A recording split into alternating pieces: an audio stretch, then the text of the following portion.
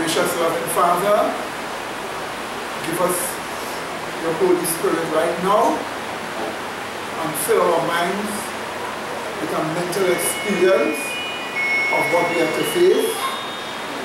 Help us to be prepared, because we as human beings are not ready, even though we have been given so much faith.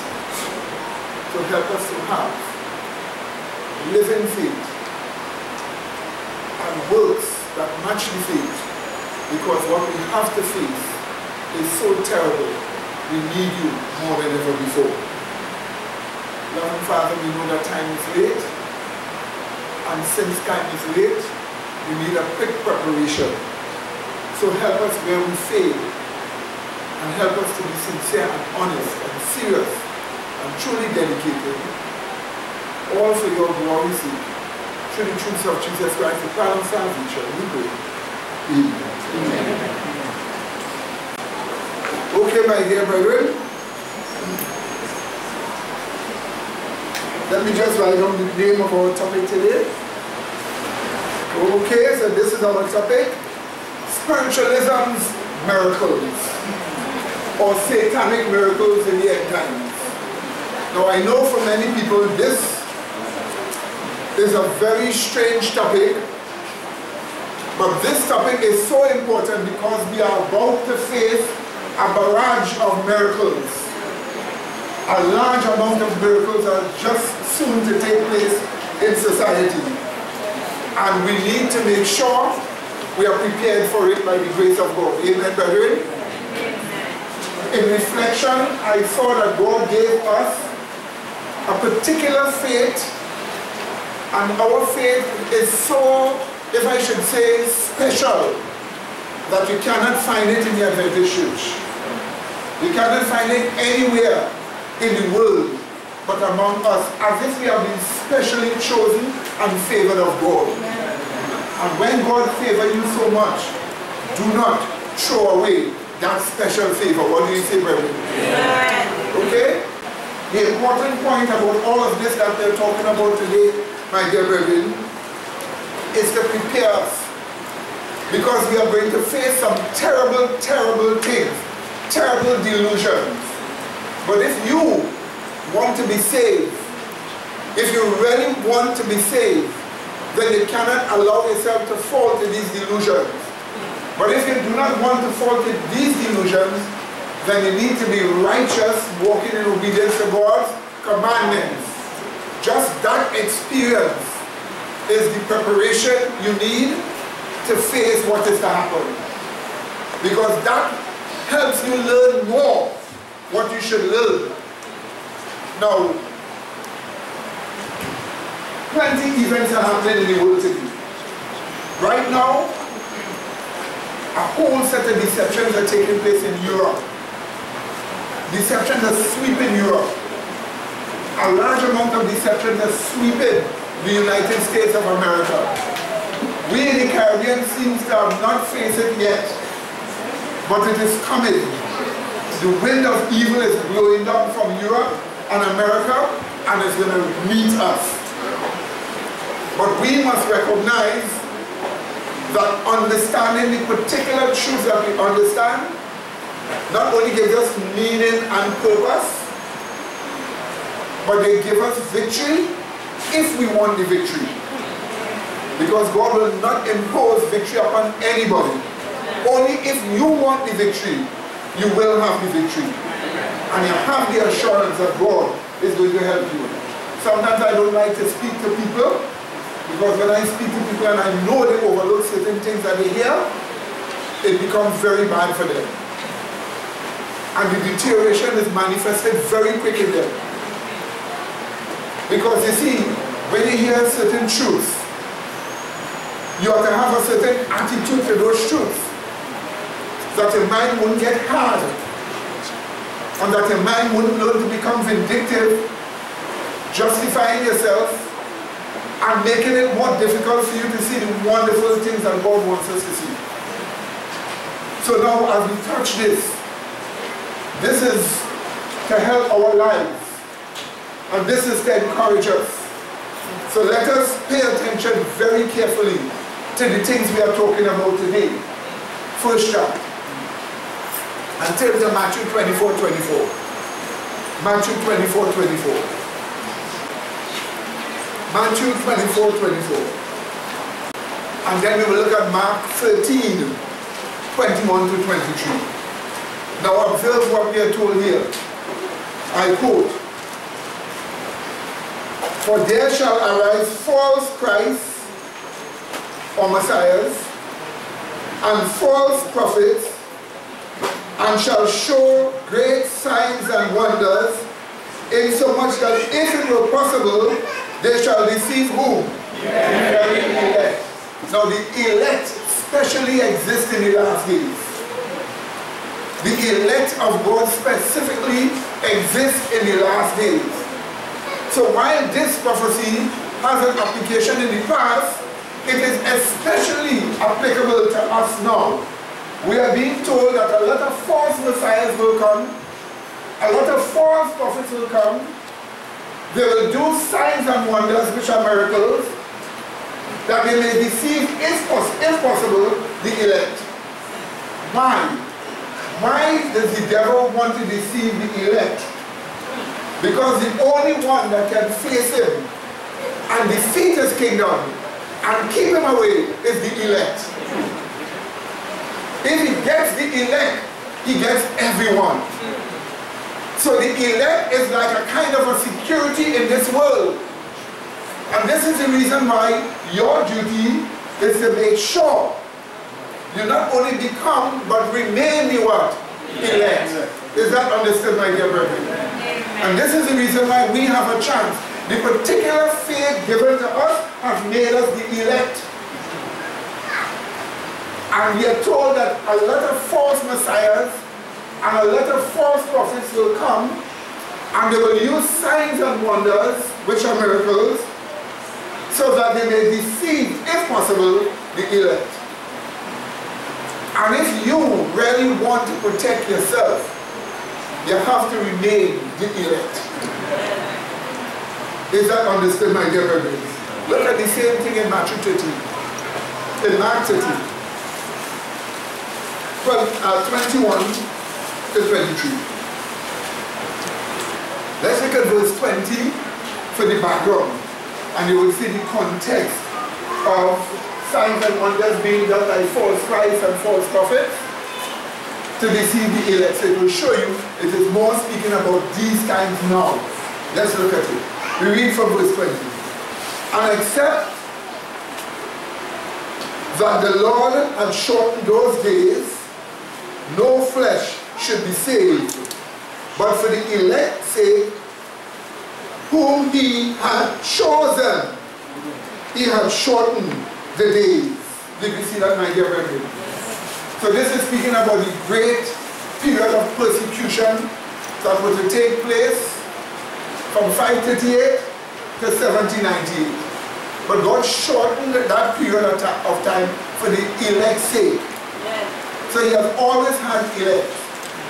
But the specific miracles that are used to deceive the elect, if possible, comes for those after 1790, after that period of persecution.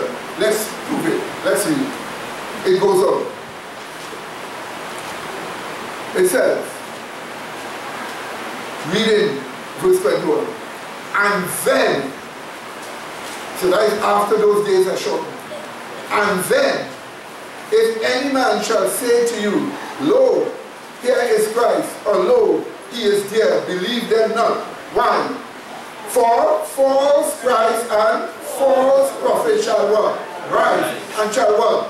Show signs and wonders to seduce, if it were possible, even what? Did you see that? And then he says, "But take ye heed, behold, I have foretold you all things." So Christ places the false messiahs and the false prophets and signs and wonders to deceive the elect after the great period of persecution that passed for 1,260 years. There have been elect during those periods, but the special elect at the end of time are the ones that Satan is seeking to deceive by signs and what? Wonders. Did you see that, my dear brethren? And that is why this applies to us more than anything else. We are being told that we are going to face false Christ and a lot of false prophets, and we have to come up against plenty of miracles. Miracles, soul broadcast would be done. And those miracles would deceive, if possible, the very elect. You want to be protected? You have to understand what this whole thing is all about. So we want to put some order to this signs and wonders to deceive the elect in the Bible. We want to look at the Bible and get some order out of the Bible, order out of the spirit of prophecy concerning those things. That we will be able to identify it and see why they are done. Why are these miracles done? You also want to be able to identify what kind of miracles they are. Already I've given you spiritualism's miracles. Miracles done by spiritualism. So we need to get that clear. We will get that clear today as we pay attention to the scriptures. Amen, children? Look at 2 Thessalonians chapter 2, 8 to 12. Let's look at another important thing here. 2 Thessalonians chapter 2, 8 to 12. Next chapter. Notice this. 2 Thessalonians chapter 2, 8 to 12. Watch this again. Watch this start here. We are told the re-emergence. Notice the chart here. The re-emergence of Babylon to global recognition. Babylon falls in the journey. The re-emergence of Babylon to global recognition comes through the miracle working power of demons. This is what your Bible shows you. Let's look at it. 2 Thessalonians chapter 2, 8 to 12. Let's look at it. Who? And then shall that wicked here is the papacy, and then shall that wicked be revealed. Revealed here is an exposure that takes place of the papacy. We read again. It says this. And then shall that wicked be revealed, whom the Lord shall consume with the spirit of his mouth, and shall destroy with the brightness of his coming. Notice, even him whose coming is after the working of Satan, with what? All power and what? Signs and what? Lying wonders. And with all what? Deceivableness of what? Unrighteousness in them that perish, because they receive not the what? The love of the truth, that they might be saved. And for this cause God shall send them what? Strong delusion, that they should what? Believe a lie, that they might all be damned who believe not the truth, but have pleasure in what? Unrighteousness. After, watch me, after that, at the time when that wicked, the papacy, is to be exposed or unveiled, when that wicked, the papacy, is to be exposed and unveiled, he's going to re-emerge again. He's going to come out again and be seen again. But it will be through the aid of the miracle working powers of demons. So you and I are going to face organizations that are going to be given recognition, global recognition, by whom? Satan and his angels. Is that understood? So don't just think by chance or by politics or by some kind of structuring in politics they're going to come to existence. They're going to rise because evil spirits made them rise. They're going to re-emerge to global recognition because evil angels have done it. And they use miracles to do it. So you look at the Catholic Church and you look at the whole system and you say, oh, these are dead people. They can hardly even speak. Many of them are effeminate priests and so on. Hey, when the devil starts working miracles, these people are going to be brought before the limelight. And there's a reason why that happens. The devil doesn't allow these things by chance. He allows these things to happen for a particular reason. Are you listening to me, my dear brethren? Next chart. how Mrs. White puts it in one of her most important books, The Great Controversy, which everybody here should have a copy of and should be familiar with reading. She will show us that demons will work miracles to sweep the world into positions by delusion. So the miracles will create delusions and you'll be swept into those positions by delusion. So the positions people will hold, they will hold those positions because it comes to them through delusion. But what caused the delusion? Miracles. That's what we are told here. That's what we are told. So we are actually told that demons will work miracles to sweep the world into positions by delusions. And this is the reason why you need to prepare for the end. Let's read what she says in The Great Controversy, page 561 to 562 for those who have it. I hope.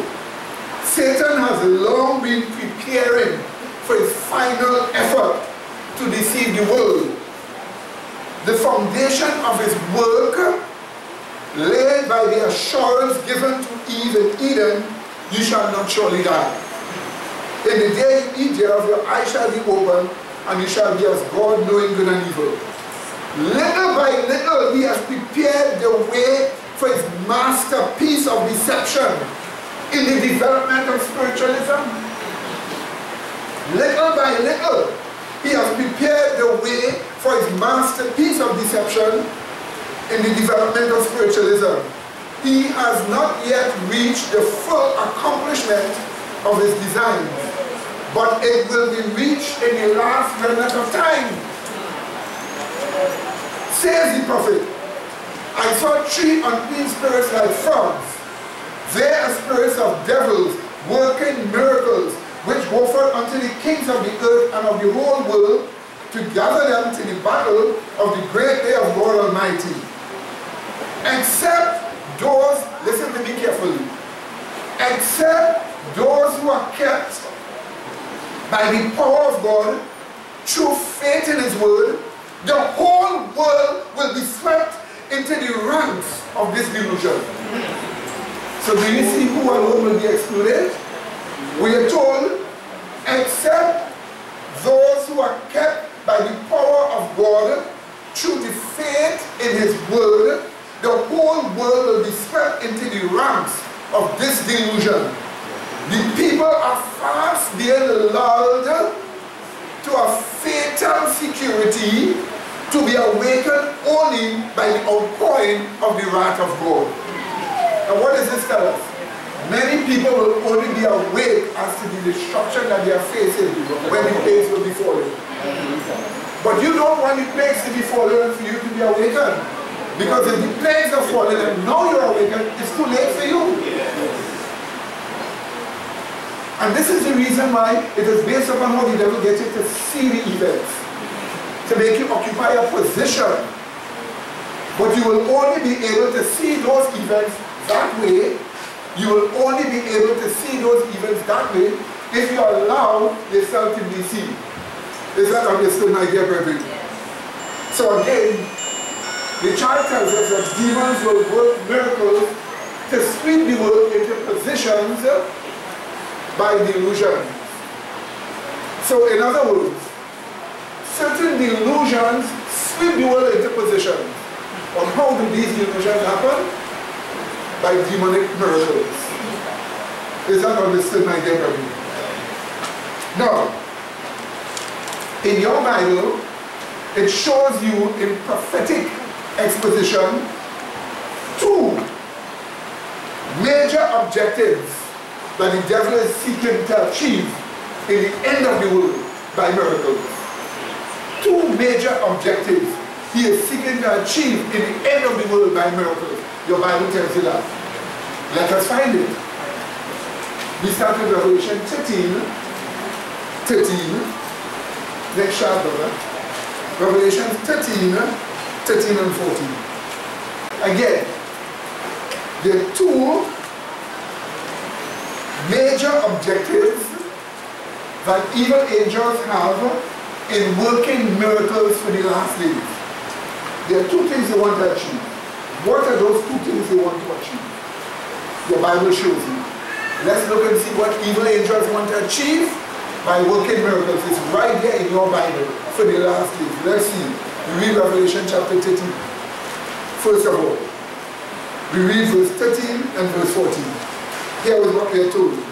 I quote, "And he doeth great wonders, so that he maketh fire come down from heaven on the earth in the sight of men, and deceiveth them that dwell on the earth by the means of those miracles which he had power to do in the sight of the beast, saying to them that dwell on the earth that they should make an image to the beast which had been wounded by a sword, and what? They live." So in other words, the miracles are done to deceive the world, to make the world make an image of the beast. Now we know what we have studied here before, because this study is based on other things that we have studied here before. The first reason demons working miracles is to cause the setting up of American and global communism. Because the system that the beast has is communism, where they take away rights and they enforce religion. Is that understood? But in America, with their constitution, they can't do that. And as long as liberty of conscience exists in the other nations of the world, they can't do it.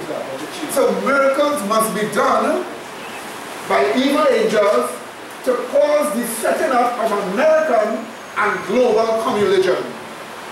And this is what you're seeing right here, to set up the image of the beast. So you actually have miracles being done to get the world to set up global communism, where religion is enforced by taking away rights and freedoms. Is that understood? Which is communism, and we will look at that in a very short while. That's one of the major reasons. Now let's see the second reason why evil angels do miracles. Revelation chapter 16. Verse 13 and 14 again. Notice this is the same verse 13 and 14, but it's just Revelation 16. Have you found it? Now observe, it says, I saw three unclean spirits like frogs come out of the mouth of the dragon, and out of the mouth of the beast, and out of the mouth of the false prophet. For they are spirits of devils, working miracles, which go forth unto the kings of the earth and of the whole world, to gather them to the battle of the great day of what? God Almighty. Did you see that, my dear brethren? So we are told that demons have been working miracles to gather the world to fight against God into the battle of Armageddon, which is the year of the plagues according to the Bible. But we'll touch that at the next time again. Notice they say what? To gather the world to fight against God into the battle of Armageddon. So by the time the year of the plague starts, miracles don't start at the beginning of the year of the plagues. It starts what? Before, to lead to the year of the plagues. So you have a whole set of demons working to gather people to fight against God during the time of the plagues. And that's the reason why if you are awakened when the plagues are already falling and you do not know what is going on, woe be unto you. Is that understood? But you say, well, I won't be deceived and I'm not so interested in that. Let me tell you something. Every man, woman, and child sitting right here in front of me now, every man, woman, and child sitting right here in front of me now will be involved one way or the other. But you want to be involved the right way, is it not so? Yes. That's the reason why we are here today. What do you say? And that's why we are learning these truths today that we are learning. Is that understood? Amen. Is that understood, my dear brethren? So notice why demons work miracles. They work miracles to cause the setting up of American and global communism. America first, and then Europe and the world. And when that is set up, there's a reason for that also. We will touch that in a short while. But also they set up people in the world to fight against God during the plagues. Do you know what it means to fight against God? Human beings fight against God with cross-up reasoning. Human beings fight against God with transgression. When you're in transgression, you're saying that God is not God alone. You're saying there are other gods with God. That's what you're saying. You're fighting against God with transgression. And when you have cross-up reasoning and make you reject the counsels of God, you're fighting against God. Is that understood? It may be a man talking to you whom God speaks to, but it is only God you're fighting against. We are so earthly and fleshy, we have a tendency of seeing the agent. You understand? Of seeing the messenger. And rejecting the messenger, not knowing that when you reject the messenger, you're rejecting the message, which is from God. Is that understood? And this is the reason why you have to be serious and you have to be sincere. And you have to take good counsel. What do you say, my dear brethren? Amen, brethren? You see, when you accept the truth and you come into this faith, you're facing lies, evil angels attacking you. And they know you. They know your past. They know the things you're susceptible to. And they will always seek to bring that to you one way or the other. There are 1,000 ways of bringing it in secret to you. But you will not respond if when they come they find nothing in you. But if they find something in you, when they come to you, they will get you. And this is the reason why now you should be seeking sanctification. What do you say? Making sure you have no values but values for the truth. Amen? Amen? Because many a person may be sincere and honest. But sincerity and honesty don't last for long. It will be made for a time in some. And then sometimes they're sincere, sometimes they're honest. It's not all the time. So the time when you're not sincere and you're not honest, that's when evil angels suddenly attack you. Is that understood, my dear brethren? And this is the reason why today when you walk, what does the Bible say? Let us look again at the three powers that are used to do miracles. Next shot. The three powers that are used to do miracles, Revelation 16:39. Let's take it to again. And I saw three unclean spirits like frogs come out of the mouth of the what? The dragon, and out of the mouth of the what? The beast, and out of the mouth of the what? False prophet. So the false religions that do spiritualism's miracles is the dragon, the beast, and the false prophet. So these are the three types of religions they have in the world. Dragon-like religion, the beast religion, and the false prophet religion, which we will now look and see who they are and what they are in the Bible.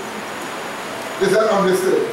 So you have those three powers are the powers that evil angels will use to bring miracles to prepare people to fight against God.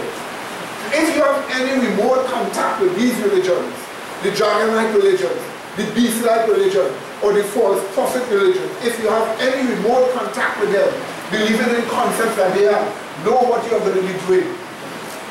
You're going to be deceived, and you're going to be what? Fighting against God during the time of the plagues. And this is the reason why you are going out there to preach. Because they want to pull people from the what? Dragon-like religion, from the what? The beast religion, and from the what? False prophet religion. That's the great task you have. To go and pull people from them. To cause people to leave them. And accept the real truth of God's people. What do you say? Amen. Because these religions, evil angels are going to use them to work miracles to cause people to fight against God. Is that understood, my dear brethren? Do you understand me? Yes. You have a high noble purpose. You have a great task. Your great task is to call people from these three types of religion that they will not be used by evil angels to fight against God. That's what you're called for. You want a better purpose? You want to be a fireman? When places for soul be burning down? You want to be a government minister in charge of the weather? Right now, as I talk, just last week, just this week, about 4 whole towns covered underwater. While they say global warming, 4 whole towns covered underwater and being buried underwater. The whole people's houses in 4 towns buried under water. Do you see what's going on? Oh, but the media wouldn't tell you those things. There's only foolish politics and lies and lies and more lies. That's what they do. And while these things are happening, your better purpose is to save people. What do you say? There is no great purpose as love towards your fellow men and loving them in deed and in what? Is that understood? Do you get that, my dear brethren? And this is the reason why these false religions will do spiritualism's miracles, the drag and the beast and the false prophet, and we ought to get people out of it. Is that understood? Is that understood, my dear brethren? So there are 2 types of miracles done in the world. Next shot. Just before we look at those powers, there are 2 types of miracles done in the world. Watch me. 2 types of miracles you will see in the Bible. We will look at it now. 2 types of miracles done in this world. Divine miracles. Miracles done by God. Amen, brethren? And also spiritualism miracles. Miracles done by evil spirits or evil angels. 2 types of miracles. You must be able to discern the difference, because you're going to be attacked by miracles. Don't just think it's people saying evil things about you. Don't just think it's people attacking your faith. It is miracles that are going to be used to attack you. So you have to recognize you're facing a supernatural battle. And you can't think the spiritual acumen, wisdom and so on is going to help you. If it is spiritualism's miracles attacking you, then you need spiritual help. You need divine miracles to help you. What do you say? You listening to what I'm saying? So let's just look at the 2 miracles. Let's see divine miracles. That is miracles done by God. Okay? Let's look for 2 examples. Old Testament, New Testament. Numbers 14:22. Numbers 14:22. I quote, because all those men which have seen my glory and what? My miracles which I did in Egypt and in the wilderness, and have tempted me now these how much? 10 times, and have not what? Happened to my voice. Did you see that? How much time you say they tempted him? 10 times. But they saw my miracles and my glory. So this clearly shows us divine miracles, miracles done by God himself. Amen, brother? Let's look at the New Testament, Acts 19:11. Acts 19:11. Acts 19:11. Have you found it? Let's read. It says this. And God wrought special miracles by the hands of Paul. Did you see that? Who did it? God wrought what? Special miracles. So we know one thing for sure. We have divine miracles. Amen, brethren? Miracles done by God. Now let's look at spiritualism's miracles. Miracles done by evil spirits. And we start in the same New Testament and then go back to the Old Testament. Let's look at Revelation 16:14 again. Revelation 16:14.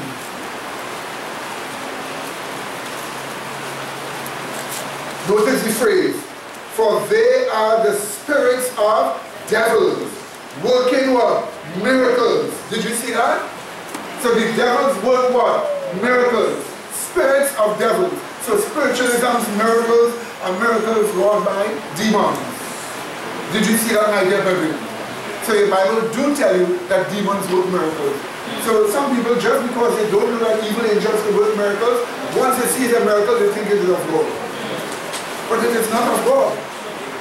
Amen, brethren? Now let's look at a proper example of evil angels working miracles in the Old Testament. Watch a proper example. There's a reason why I chose this one. There are others, but there's a reason why I chose this one. And that is 1 Samuel chapter 28. 1 Samuel chapter 28. Watch this one. 1 Samuel chapter 28. Satan and his evil spirits working miracles. Watch it. So the next time somebody come and tell you something is of God because it is a miracle. It is not of God, what? Because it is a miracle. Because there are two sources of miracles in the world, amen? A divine source and what? A spiritualism source. Is that understood? Because many people think once it's a miracle, it has to be of God, only God can do it. Hello, not only God can do it, evil spirits can do it too. And they want to work for people, but they will work for you only if you confirm certain points for them. Amen? Only if you confirm certain points for them, they'll work with you to help you. But don't make a covenant with death and hell. Don't make a covenant with death and hell. Because some people forget that they can plunge into evil and do things that they know is definitely wrong and still look for security. You see, if you're looking for security, you won't get it. You won't get it. If you're looking for security, you won't get it. Especially after you have this faith here. That's why once you decide to commit yourself to God, mean it with all your heart. Amen? That's why this church exists. If that is the case, and you not see you better be close on and be like Laodicea. And once you like Laodicea, I am disappeared from here. I tell you that for sure. Not here. So you have to make up your mind. Amen? Yeah, brother. When you see yes, you might have something that I've right now from myself. Yeah. Your thing is what you see that we say because we're just end up getting put out to be the abyss, the dark world, the evil angels, you become material of that world. Because that was the battle is about the abyss and heaven, right? Yeah. And then at the same time after that happened now, you'll be locking the doors. And now when we have to come out of the doors, you have to after they make a deal with him. Amen, amen. So 1 Samuel 28, read verse 3 first. It is important that you read verse 3 first. Watch what verse 3 tells you. Right? That sets the tone, right? Verse 3 first. Now Samuel was dead. Did you just see that there? Yes. Now what? Samuel was dead. And all Israel had lamented him and buried him where? In Ramah, even where? In his own city. And Saul had put away those that had what? Familiar spirits and the wizards out of the land. So you notice what Saul did, right? If you are a person, you have familiar spirits. A person who has familiar spirits is people who are working with what they thought to be spirits of dead people, but which really were evil angels. They were working with evil angels. And when you work with evil angels, they have a tendency to pollute a country very quick. Right? So in other words, you think you are just a person with seances, and you just have, you know, spirits of dead people talking to you. But you see, direct contact with evil angels, putting knowledge in people's mind, have a very destructive effect upon a country. Why? Because if you don't come the direct way, you have plenty blocks that God put for people to get conviction. And since you have plenty blocks that God put for people to get conviction, it is not easy for evil angels to reach you with their messages. But if you believe that when a person is dead, they continue to be alive and to talk to you, you have a concept in your mind that you can have direct contact with evil angels now. Many of the blocks are removed and you have direct contact with them. And that has a tendency of destroying a person very much. And remember, evil angels are great psychologists. Did you hear that one? Evil angels are great psychologists. They know how to influence our minds. They know how you think. They know the values you hold. And they know just how much to come at you with. They know just what situations to put you in. And they know how to wait for you. There are trappers waiting to trap us always. Trappers waiting to trap us always. But they could only trap you because you have a weakness that they are looking to capitalize upon. Is that understood, my dear brethren? Amen. Do you see that, my dear brethren? So notice this, Samuel was dead.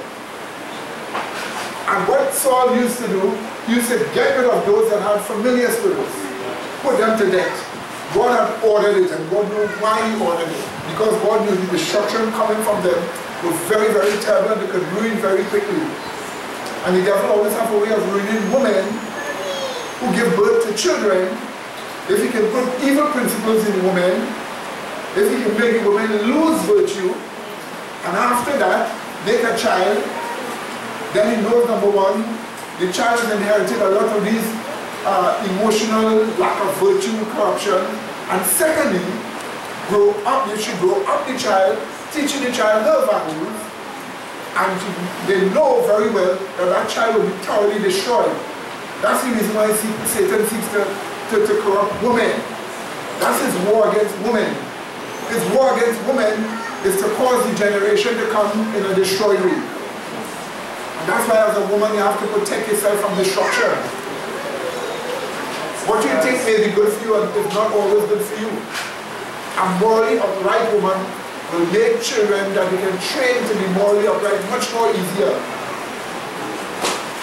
And so is a corrupt woman. That's why whenever the Bible shows you a king gone astray, it always tells us who his mother was. That's why the Bible tells us that they always show you who the mother was. And this is the reason why mothers here, you have to watch your children. Amen. You have to watch your own morality. Yes.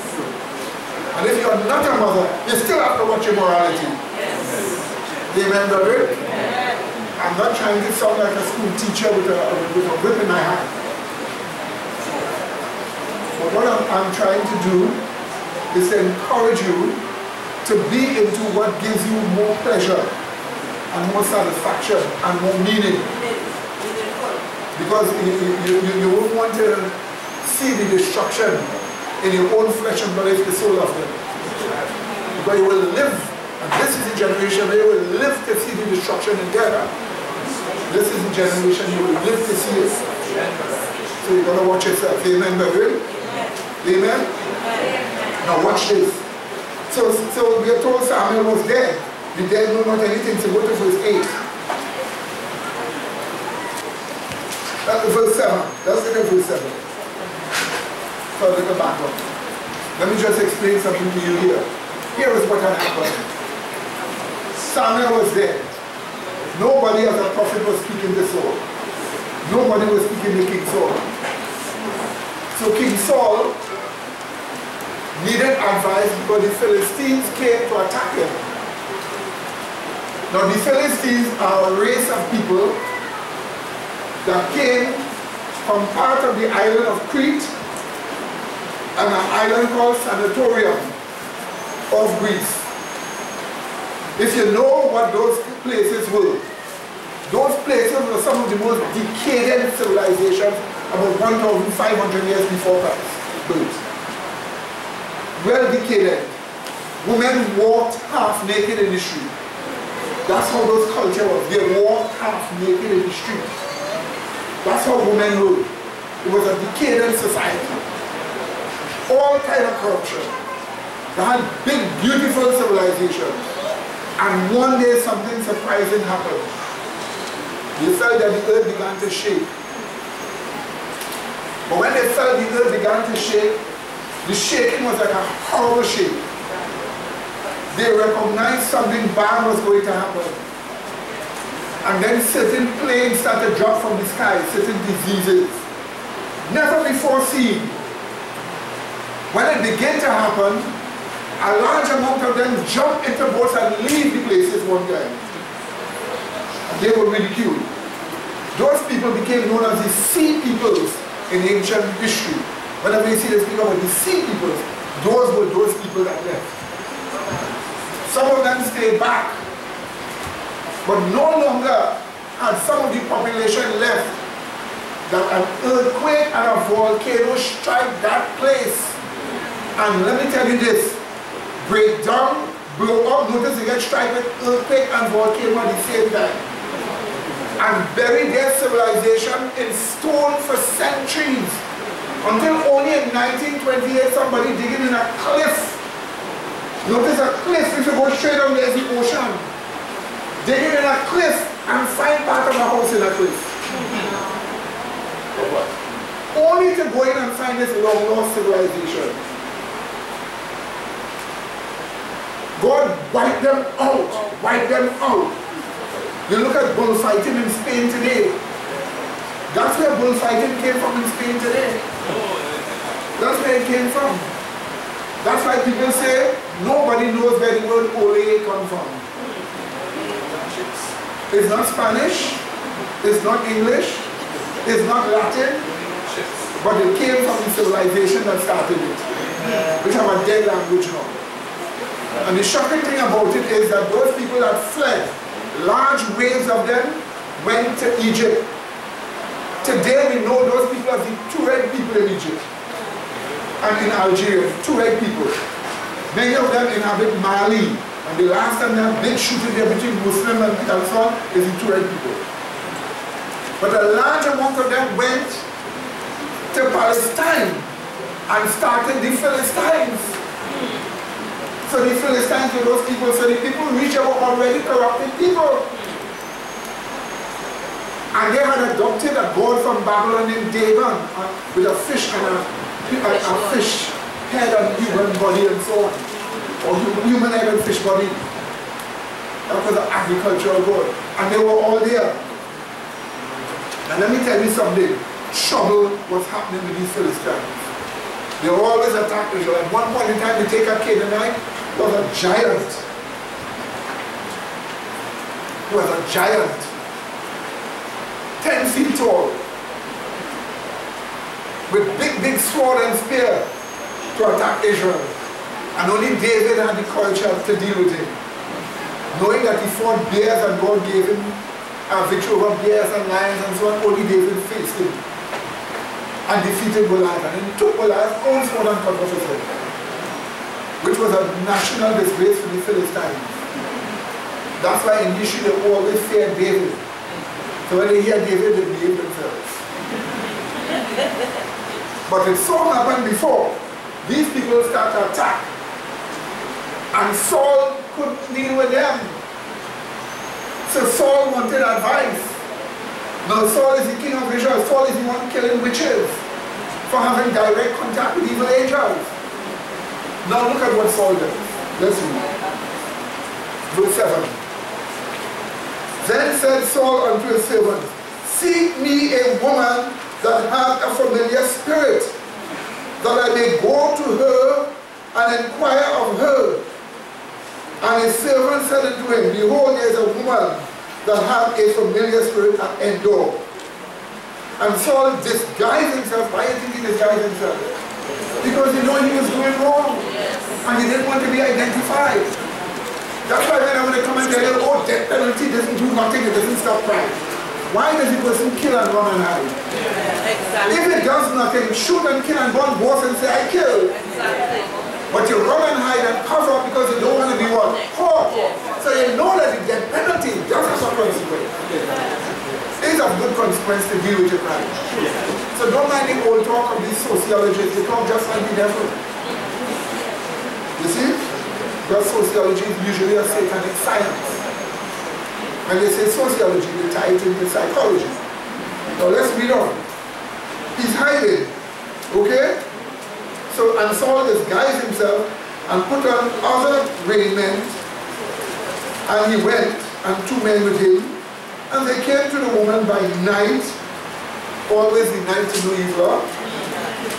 And he said, I pray thee, divine unto me by the familiar spirit, and bring me him up, whom I shall name unto thee.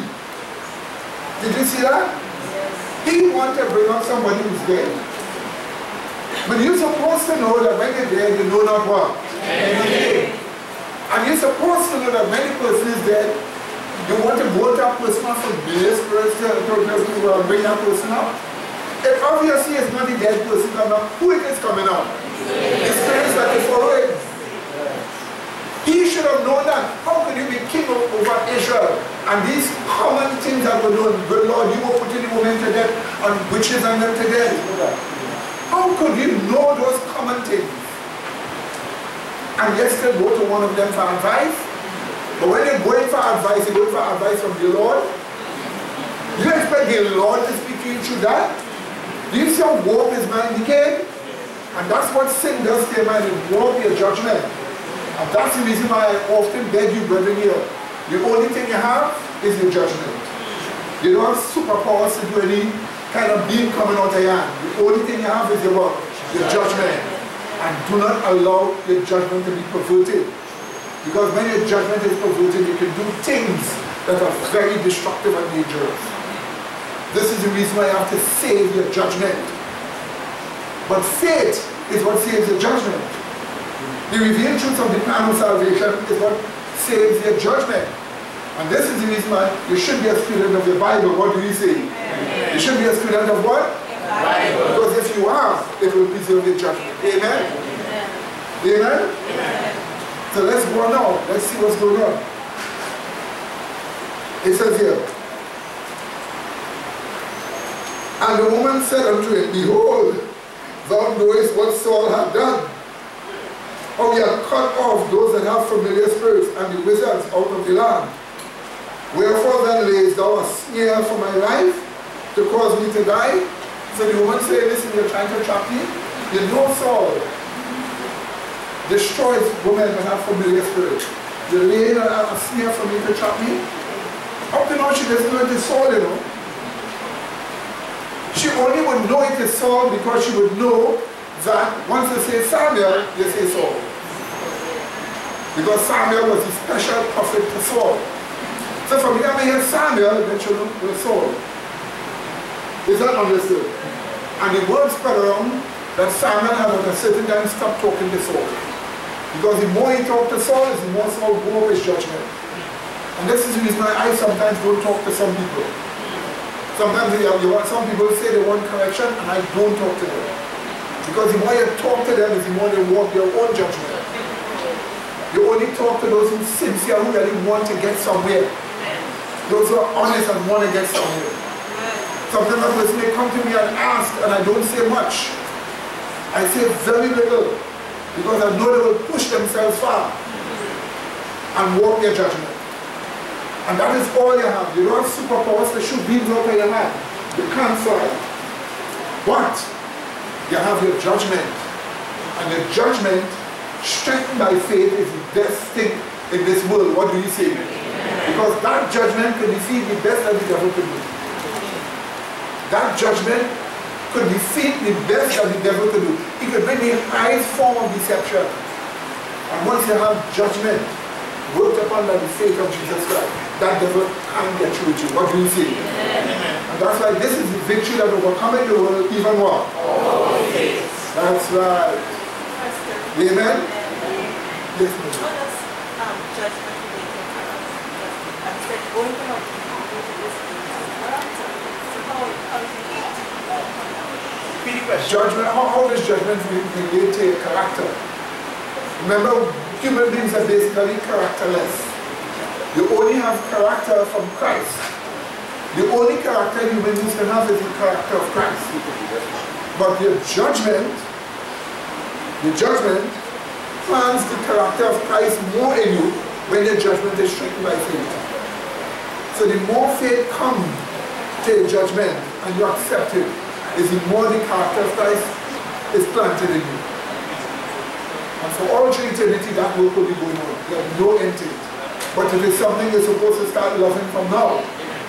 Amen? Loving from now. Amen? Amen? Loving from now. Is that understood? And this is the reason why when I see people don't like to hear truth, they cannot have the character of Christ. And if they cannot have the character of Christ, it cannot be seen. We studied in confession. Confession. Anytime you confess, your sins must be presented to God in the light of the character of Christ. So if you don't have the character of Christ, you can't even confess your sins. There's no blotting out for you. And this is the reason why part of confession must deal with you having a knowledge of Jesus Christ. What do you see? Amen. We studied that before. Amen? Yes. This is a science. And the science has been revealed to us by God. That's why we have a peculiar understanding of the faith. That's why more retribution will fall on us. More fire and brimstone will be upon us more than the Adventists out there that you usually watch and say, oh, they don't know. When you say they don't know, watch yourself. Because more fire and brimstone will fall upon you because you're supposed to know. You're supposed to have the science, what do you say? Yes. And when you have the science, you're accountable before God, what do you say? Yes. And you hear me, my dear brethren. Yes. You're accountable before God. Now watch this. Watch this. Let's me go. It says this here. Verse 10. And Saul swore to her by Yahweh. What? He swore to her by Yahweh? Okay, you want me to put it this way? I swear to you by God that I wouldn't hide the alcohol from you. What kind of line is that? I swear to you by God that we're going to pull off that robbery. What kind of judgment is that?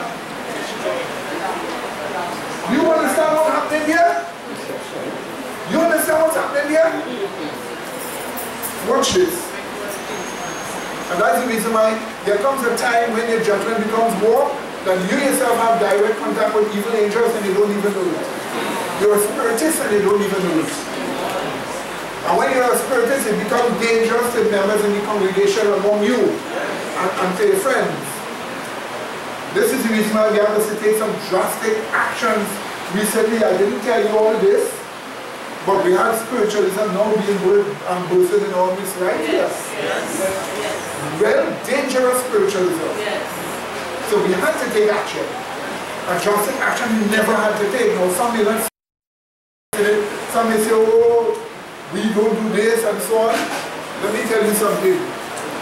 I would rather go down to my grave than to see my brother and sister in Christ being destroyed and do nothing about it. I feel uneasy.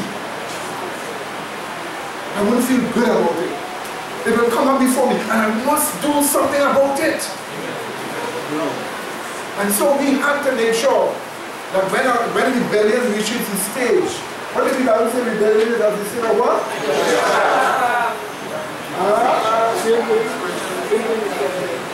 When rebellion reaches the stage of spiritualism, then you have to do something. And you have to do something drastic. What do you say? Because the blood will be upon my shoulder if I do nothing. Is that understood? And I just don't do it. I just do it not because I don't want people's blood to be on my shoulder, but because I don't want people's blood to spill. What do you say? Amen? You want them to be saved. What do you say? And that is why I'm saying, you see, many are talkers stand up and talk and preach Bible and so on. But when you're talking, having care and concern for people together with you talking in your mind is something only the Holy Spirit can put in you. There are many orators, there are many people that talk and share scripture and so on.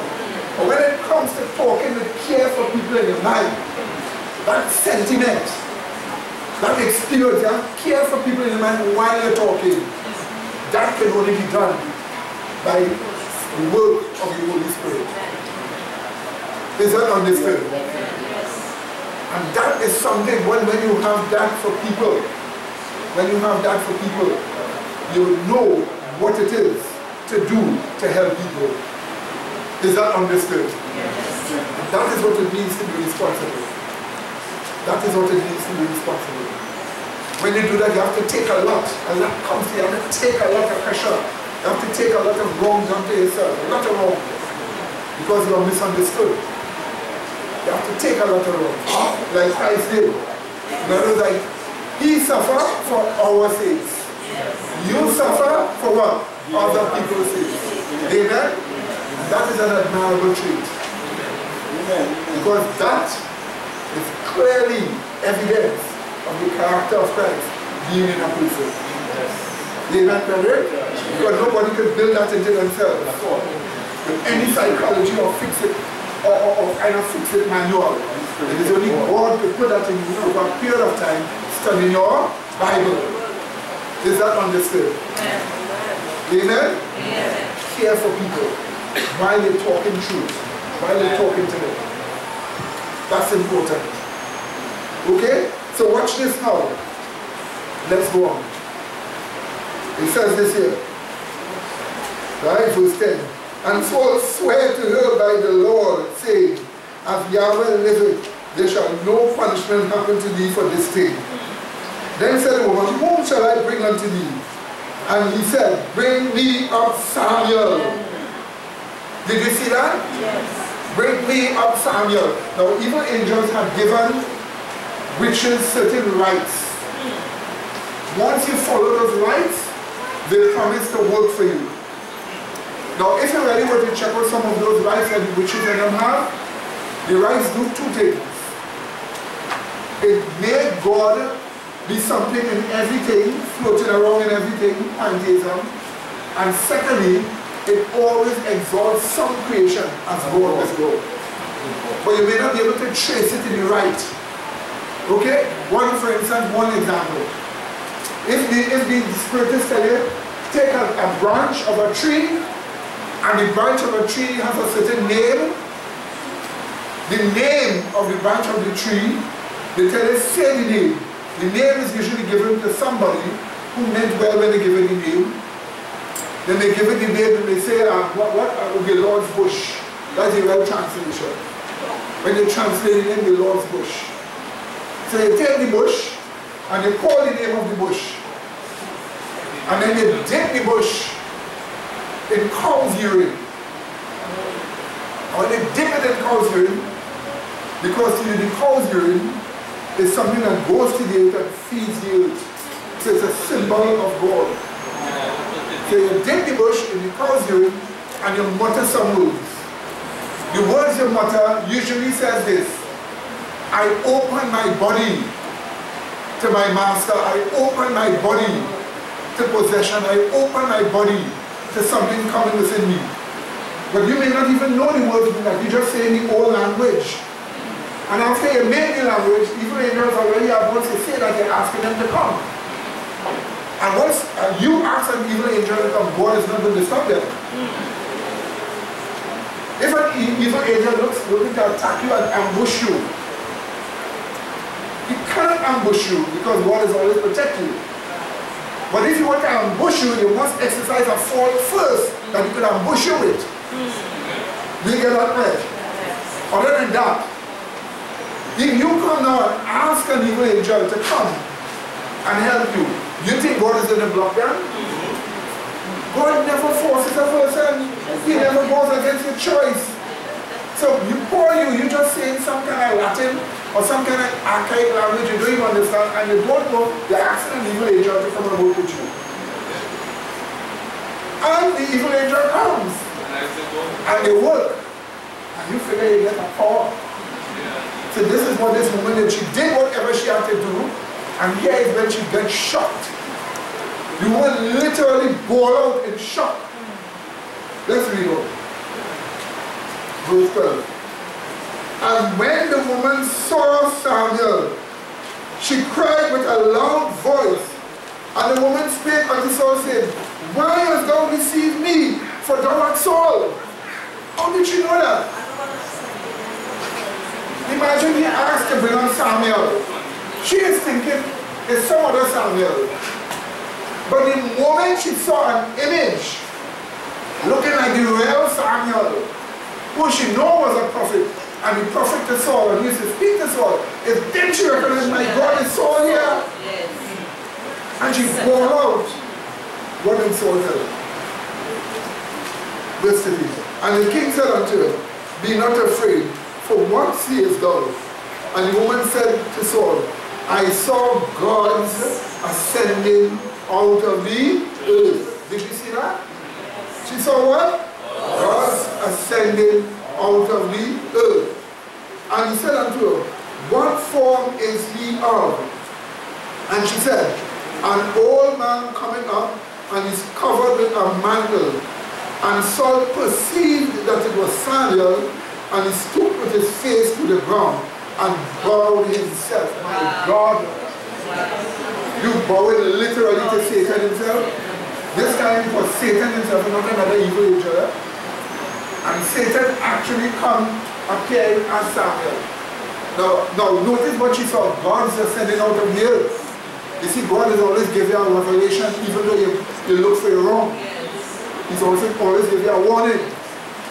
Gods are supposed to come from where? Heaven. But the gods coming from where? The earth. Because they pervade the what? Earth. So is the one who claims he's the all-pervading spirit, that is the one coming up here. Amen? And when that happened, you know already that was terrible. That was Satan himself. So here you have Satan appearing as Saul, and then when he speaks now, he's going to speak as Saul.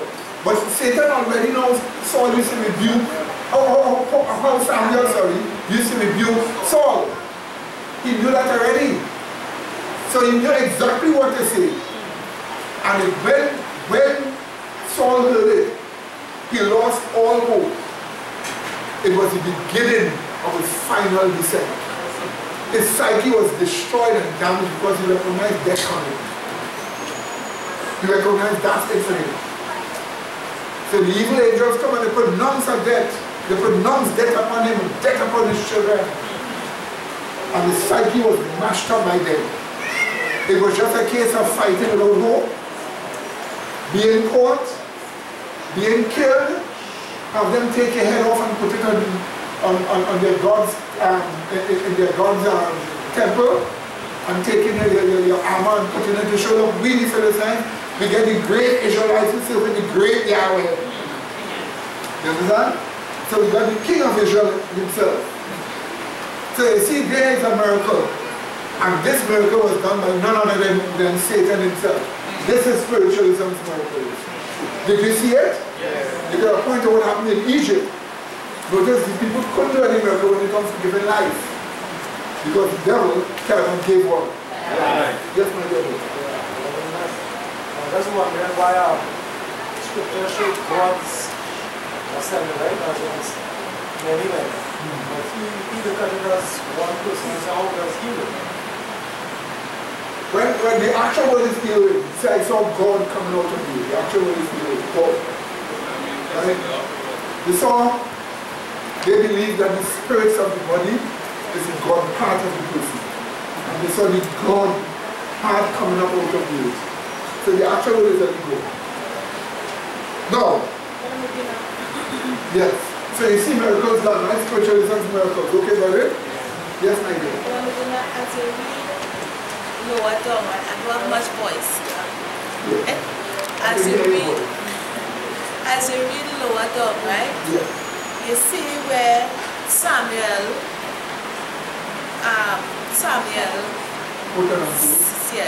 saying certain things to Saul. Now, how is it possible for Samuel to say these things to Saul? And what he's saying is exactly what was predicted would have happened to Saul. What the devil said, the devil knew that this was Saul's last. He knew it was his last, and he knew that he had transgressed, and he knew that the wrath of God was coming upon him. The devil knew. That's the reason why they just get us to do certain sins. When they get you to do certain sins, they know the wrath of God will come upon you, and they know what kind of wrath. And when they know what kind of wrath, they can tell you, well, so and so will happen to you. And it does happen. And God ain't going to change it because the devil says it. Because God doesn't maneuver his business because he believes your speak. Right? So he knew what was going to happen to him. And he knew what was going to happen because he knew how he led him to transgress. He knew he was on his last. And he made sure he rubbed it in that you're on your last. Because he's telling him just what is going to happen. Okay? Yeah, go ahead, sister. And then you go. Could it be possible too that he used this, what exactly was going to happen to Saul? He used this to make Saul, or even the witch herself, to even believe more in thinking that it was really Samuel and And not Saul got Satan himself himself. in a terrible state. Wow. Why did I have to go for me to get condemned? But then nobody was speaking to me, no prophet spoke to me, no revelation came to me. So I went for Samuel, what I thought would have been Samuel, and look at this terrible condemnation I got. Well, really and truly, I'm very rejected. So he was in a terrible, terrible state.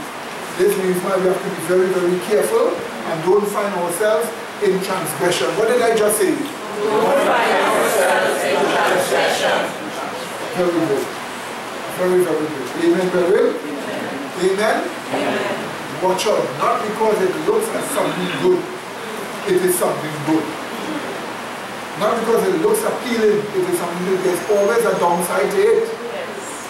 And you never know what the downside will be until it happens. Unless sometimes you can foresee what the downside could be.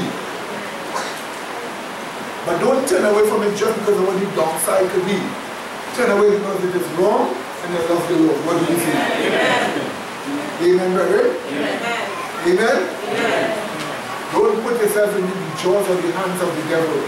Because sometimes when they try to pull away, you'll be pulling away on your own strength because it is not. They know you're in trouble and they try to get out of the trouble. But you're so not accustomed seeking God. Be accustomed to seek the Lord. What do you say? Amen. Praise God. For God's sake, please. We may make mistakes. Because we make mistakes and we make some severe mistakes. But when we make some severe mistakes, do not be rebellious. Do not harden your heart to correction. And when you get correction, accept the correction like if you're eating your food to live because you're going to die. So that at least you know in the end, you learn a lesson from the downside. Amen. You learn a lesson from the very bad thing. Amen? Amen. At least you know that. So at least you know now I'm supposed to be different. I've learned a lesson. And let that be seen in your life. What do you see? Amen. Let it be said, well, the fault was so bad. But at least we got an angel now. What do you say? Amen? Amen? When they live. Amen? So turn the great evil into a great good. Is that understood? Amen. That's how it's supposed to be in our life. Oh, amen? Amen. We have a situation here where we have learned the truth that we can make these things happen in real. What do you say? Amen. Right? We have learned the truth here. This is the real truth. This is not like our is here. So we can make reality in it. All we have to do is be obedient. Accept the faith. And let it change us. Amen. Amen, brother? Amen. Yes, my dear. Just wanted to add something to what Sister Nicole was asking, right? Yeah. I'm quoting from Patriots and Prophets hardcover under the chapter Ancient and Modern Sorcery, page 686, right? Now Sister White tells us that she says, by the prediction of Saul's doom given to the woman of Endor, Satan planned to ensnare the people of Israel. He hoped that he would be inspired with confidence in the sorcerers and would be led to consult her. Thus, they would turn from God as their counselor and would place themselves under the guidance of Satan. This impatient haste to tear away the veil from the future reveals a lack of faith in God and leaves the soul open to the suggestions of the master deceiver. Satan leads men to consult those that have familiar spirits, and by revealing hidden things of the past, he inspires confidence in his power to foretell things to come. By experience gained through the long ages, he can reason from cause to effect and often forecast with a degree of accuracy some of the future events of man's life. Thus, he is enabled to deceive poor, misguided souls and bring them under his power and leave them captive at his will. So she's saying exactly what the brother was saying, whereby Satan well understood Saul was given over to him, And by he saying things with certain accuracy, the intention of that was to lead Israel out to start to trust her and turn to her instead of turning to the true and living God. Right? So that's another option. Amen, amen. So, right, so we see that now next chart. So we're looking at the three kinds of religion: the dragon, the beast, and the false prophet. What kind of religions are these? We're looking at the dragon-like religions. First of all, alright, dragon-like religions. You'll notice on the chart here you have Babylon, you have Egypt, and you have apostate Israel. Notice that. You will see God used dragon for all three. Okay? Based on your religion, that is. You will see God used dragon for all three based upon their religion. So, dragon-like religion from ancient Babylon, from ancient Egypt, and from apostate Israel have influenced dragon-like religions of today. Amen, brethren? And that is literal in history. So when you look at dragon-like religions, you'll see Islam over there, you'll see Hinduism, you'll see Buddhism, you'll see Taoism, you'll see Judaism, you'll see Shintoism, you'll see Mormonism, not a Christian religion, don't be fooled. You'll see ancestral religions, and plus others, shamanism and all these other things. Alright, so all of that is what you call dragon-like religions. Dragon-like religions of today. Islam was created by apostate Israel in Yemen. Buddhism, literally based upon skepticism from Egypt. Hinduism from Babylon. Taoism from Babylon and Egypt. Shintoism from Babylon. Judaism, take the truth and mix it with Babylonian religion. Mormonism, a mixture of Babylonian and Egyptian religion. All ancestral religions can be traced back to Babylon plus others. Alright? So you will see, we just want to look and see that God used the word dragon for all three. So when I checked out in the Bible, you can check everywhere, you'll find the word dragon used for those three. For those three. Okay?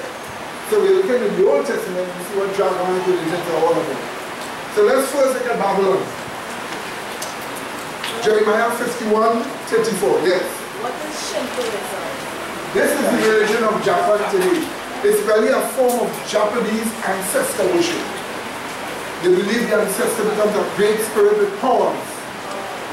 So they have the ashes in a temple, or sometimes a picture of the person, and they worship that person's ashes and so on, or the so-called spirit of the person looking for powers. Alright, Taoism is a type of Chinese religion where they believe in advice in righteousness by works. Okay? But it is always based upon a spirit in man. Right? And it's from Taoism that they have the yin and the yang. You know, right? Male and female spirit. Okay? Yeah, Confucianism also is just an older form of Taoism. Alright? Okay? So, right? That's it, right? Of course the Mormons and them, right? You know about it, right? They're not Christian, although they use Christ as an image to win people. Right? So then God got married, had plenty wives, but everything was done. Let's look at Jeremiah 51. 34, first of all.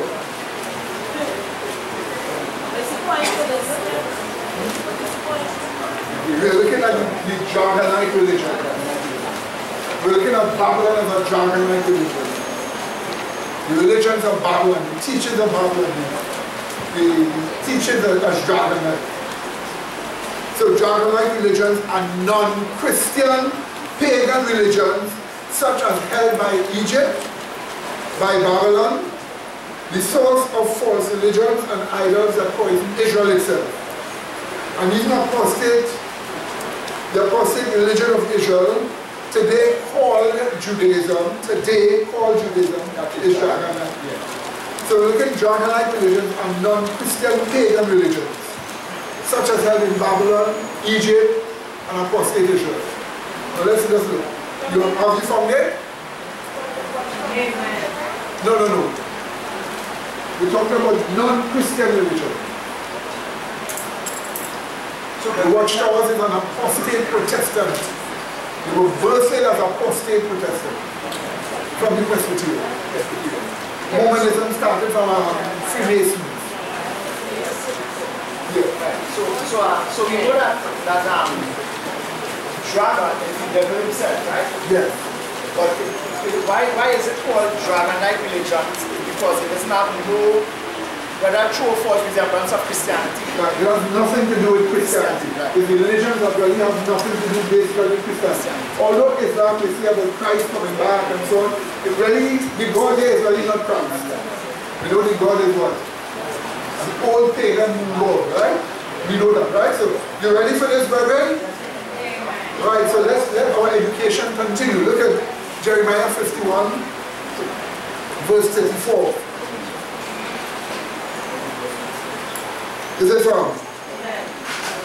It says this here. Nebuchadnezzar, the king of Babylon, had devoured me, he had crushed me, he had made me an empty what? Vessel, he had swallowed me up like a what? Dragon, he had filled his belly with my what? Delicacies, or delicacies. He had cast me what? Out. Okay? So he cast him out. So Nebuchadnezzar the king stands for what? Babylon. So Nebuchadnezzar the king of what? Babylon. In ancient times the king represented the country. So when they say the king, you mean the country. That's why Nebuchadnezzar created a big one. Image to show Babylon will last what? Forever. Were people worshipping the nation as a god? That nation was really the king. And he was a divine being. And so that's why he would put up a statue which means him, which is Babylon. So here we have Babylon as a dragon. But why is Babylon a dragon? What is the problem with Babylon? Let's look over. We go to 50. 50.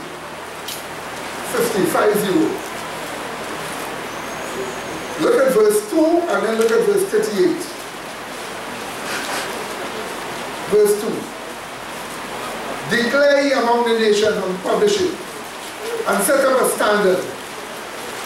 This is 50 verse 2. 50 verse 2. Declare ye among the nations and publish it, and set up a standard, publish and conceal not. Say Babylon is taken. Bel is what? Confounded, the chief god of Babylon. Merodach is what? Broken in pieces, another chief god in Babylon. Her idols are what? Confounded. Her images are what? Broken in pieces. So Babylon was identified as 24 gods.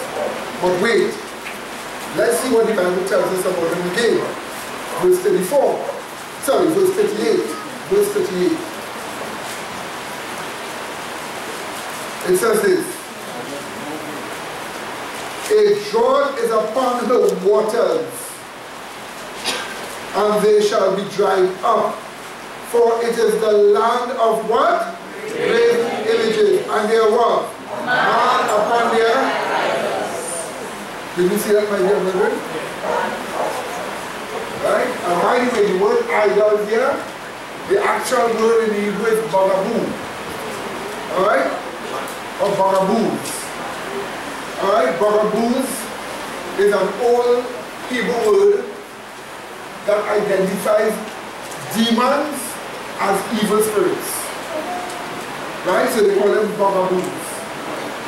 In fact, when you want a person possessed and they believe it was an evil spirit possessing them, they would ask for a buggaboo to possess them.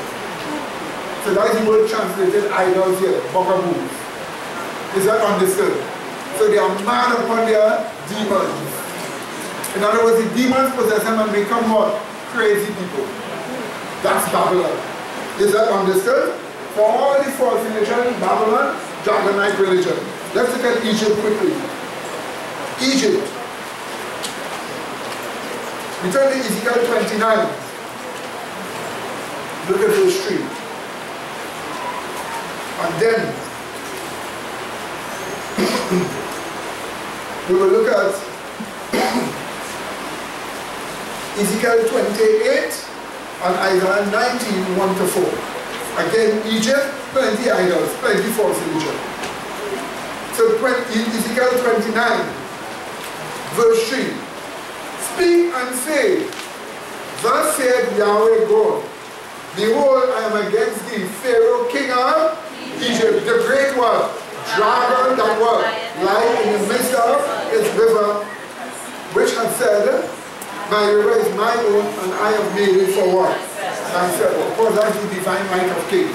Kings owned everything. Everything was there. The whole river in Egypt belonged to the Pharaoh. For anybody getting water to drink or can plant the crops, they should praise the Pharaoh and thank him for it. Because again, the Pharaoh was Egypt. In ancient Egypt, the Pharaoh himself was Egypt. Egypt was the Pharaoh. And so God identifies Egypt as a dragon. Now why? Why did he say that about Egypt? Ezekiel 28, first of all. Ezekiel 28. God is speaking about Judah. If you look at verse 7 and verse 8. Is it found? We read. Then said I unto them, cast ye away every man the abominations of his eyes, and defile not yourselves with the what? I am Yahweh your God. But they rebelled against me, and would not hearken unto me, and did not every man cast away the abominations of their eyes, neither did they forsake the what? And then I said, I will pour out my fury upon them, and accomplish my anger against them in the midst of the land of what? Egypt. Now let's just stop it for a minute. So in the Nile River, there's a whole island called Elephantine. And this Elephantine island, a lot of Jews fled there and decided they would go there because they don't have nothing to do with Yahweh. But they take Yahweh's name and went to Yahweh's name in Elephantine, build their own sanctuary, and give Yahweh a wife and a Shira. And by the way, the hairstyle of Yahweh's wife in ancient Israel was the hairstyle of Hathor, the goddess in Egypt. So once you look at the statue and you see the hairstyle, you say, oh, that is from Egypt. No matter what they call it. That's where it came from. So God is saying, look, you didn't do that and you flee to Egypt. God is saying, I will go and find you right here and destroy you. And in history we know Babylon did find Elephantine, where a lot of Jews had settled, and other nations that came and mashed them up.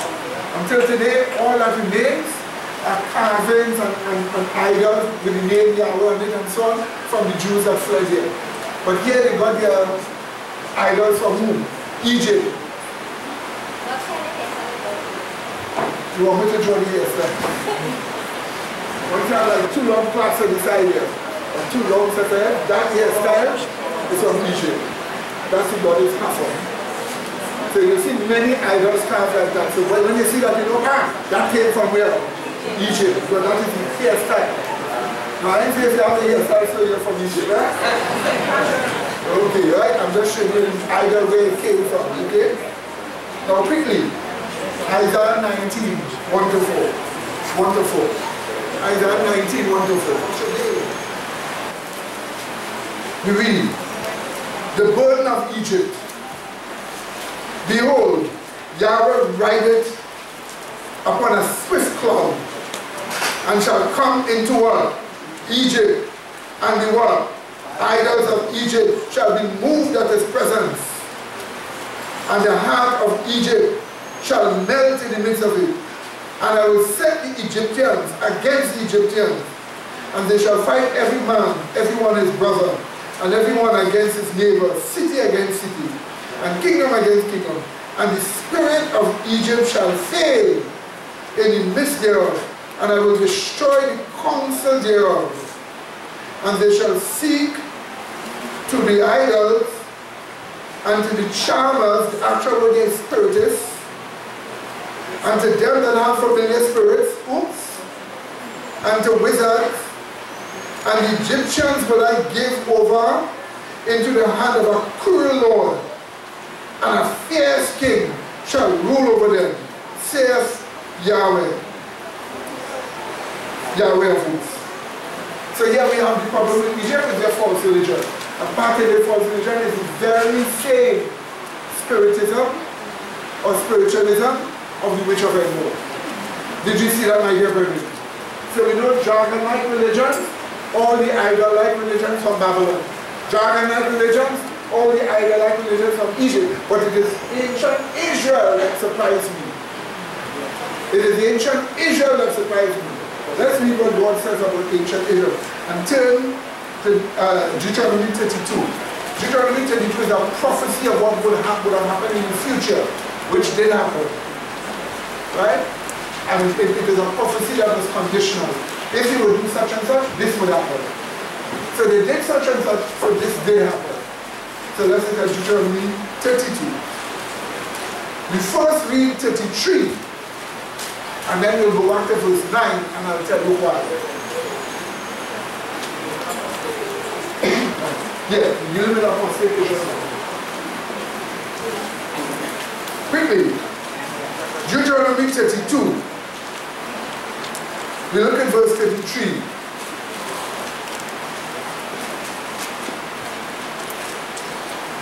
We are told their wine is the poison of dragons and the cruel venom of ox. Did you see that? Whose wine was the wine of dragons? Whose wine? Israel. How do you know it's Israel here? Let's go now and you'll see what happened. Verse 9. Who is he speaking to? Verse 9. For the Lord's portion is his people. Jacob, which is the 12 tribes of Israel, is the lot of whom? His inheritances. Now go to verse 12. So Yahweh alone didn't lead them, and there was no strange God with them. Amen, brother? That was a good time, amen? Yeah. Yahweh alone didn't lead Israel. There was no strange God with them. Amen? Now 15 to 17. But Jeshurun is a symbol of, Jeshurun is a word that means a donkey that is very, very healthy and energetic. It kicks all over the place. Every time you try to deal with this donkey, it will run here, and kick all over the place. You understand? They will come to you like they were talking to you. Alright? When I was in St. Vincent some years ago, one of them came and was like, he would stand up to me, talking to me. But he was not on a leash. And he looked deadly and dangerous, and he was moving all over the place, and he come right by me and braying as if he's talking to me. Alright, guys, some like what Jeshurun is like, a wild donkey kicking all over the place. Now let's read it. It's a symbol of Israel.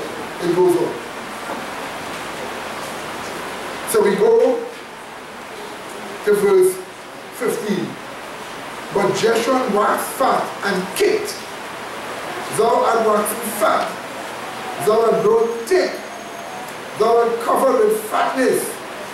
Then he forsook God, which made him, and lightly esteemed the rock of his world. They provoked him to what? Jealousy with strange gods. With abomination provoked they him to anger. They sacrificed unto whom? Devils, not to God. To gods whom they knew not. To new gods that came newly up, whom your fathers feared not. Did you just see that, my dear brethren? Did you just see that here?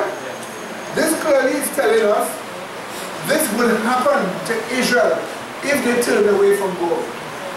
So this is a prophecy here at that time, that they would do all these things and pass the children through fire to false gods and so on. So here we are told what is coming out of their mouth is from the dragon. Here we are told they were pure and holy, they had one God, and here we are told they turned away and they went after many other gods. But wait, read on again. Verse 28. Sorry, verse 21 first. Verse 21. They have moved me to jealousy with that which is not God. They have provoked me to anger with their vanities, and I will move them to jealousy. And those which are not a people, I will provoke them to anger with a foolish nation. Now, again, you see, so they had another false god. Verse 28.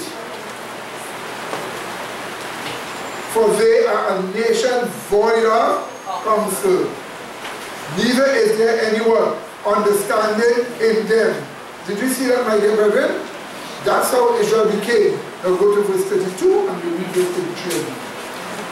For their vine is the vine of Sodom, and of the fields of Gomorrah. Their grapes are grapes of gall. Their clusters are bitter. Their wine is the poison of and the cruel venom of hearts. Did you see that? So that's how God identified apostate Israel. So dragon-like religion, Babylon with its type of religion, Egypt with its type of religion, apostate Israel from which we get Judaism. Amen? And you know in Judaism, the chief god is Ensof. They wouldn't say Yahweh, they would say Hashem. It means the name. They don't want to say Yahweh, so they'll just say Hashem. But if you ask me Yahweh, Yahweh is Ensof, a serpent, in Judaism. So why do you think Judaism today is, what you know they usually say, Judo-Christian? Christian civilization didn't inherit anything from Judaism. In fact, Judaism tried to destroy Christian civilization, and they're being successful right now. Right? So this is the religion, right?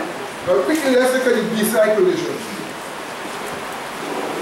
Revelation 13, 1 to 8. That's where the term beast is taken from in Revelation 16. It's taken from the word from Revelation 13, 1 to 8. Now you know what this beast is. This is the papal beast. Right? Next chapter.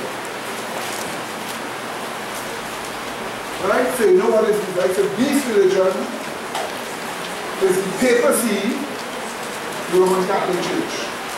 This is beast religion, or beast-like religion. Let's look at it now. Here is a prophecy of the papacy here. We read 13. And I stood upon the side of the sea and saw a beast rise up out of the sea, having 7 heads and 10 horns. And upon his horns 10 crowns, and upon his heads the name of blasphemy. And the beast which I saw was like unto a leopard, and his feet as the feet of a bear, and his mouth as the mouth of a lion. And the dragon gave him his power, his seat, and great what? Authority. And I saw one of his heads as it was wounded to death, and the deadly wound was healed. And all the world wondered after the beast. And they worshipped the dragon, which gave power unto the beast. And they worshipped the beast, saying, who is like unto the beast, and who is able to what? Make war with him. And there was given unto him a mouth, speaking great things and what? Blasphemy. And power was given unto him to continue for how long? 40 months. So this 40 and 2 months is what we call 60 days or years of prophecy. That's how you know that beast is the papacy. And other symbols show the papacy got some of his teachings from Babylon, the head with the lion, with Nebuchadnezzar, the god, a man is the head of that religion from Babylon, a man is the head of Babylon, and then you know the leopard is the body of the beast. Greek philosophy is the body of Roman Catholic theology. It fed the Roman Catholic theology. You know the feet of a bear. The bear is the law of the Medes and the Persians, which never changes. It is canon law, which identifies divine law, which cannot what? Change, plus violence. Right? So you know all of this, right? Okay? And you know who are the 7 heads? 7 phases of the development of the papacy. from the very beginning until the one that was wounded in 1798. So you know about all of that. So the beast-like religion is none other than the what? Papal religion, right? KBC, Roman Catholic Church. Now quickly, let's go to the false prophet religion. False prophet. Right? False prophet religion are the numerous brands of old and new apostate Protestants. Numerous brands, false prophet. In fact, false prophet religions are those that openly profess Lord, Lord. They say Jesus is the Messiah. They prophesy in Jesus' name. They do miracles in His name, but they just do not do His will, which is the law, because they reject the seventh-day Sabbath. So they fulfill all these specifics. Let's look and see this quickly. Matthew 24, 4 fruits. Matthew 24, 4 fruits. Please find it in the Bible. We read. And Jesus answered and said unto them, Take heed that no man what? Deceive you. For many shall come in what? My name, saying what? I am Christ, I am the Messiah, and shall what? Deceive many. Notice that? He said many. Notice that? Be careful how some people read this scripture to you, right?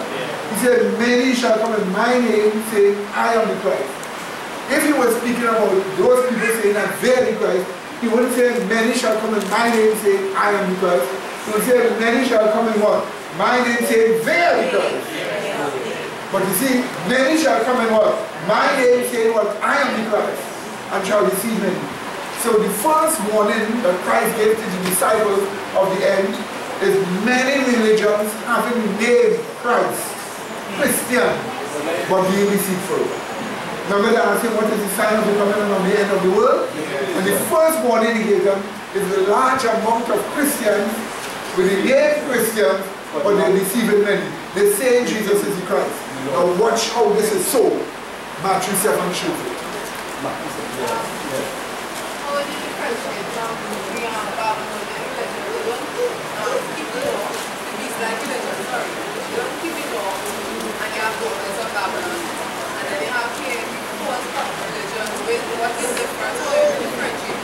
Between the false prophet religion and the beast religion.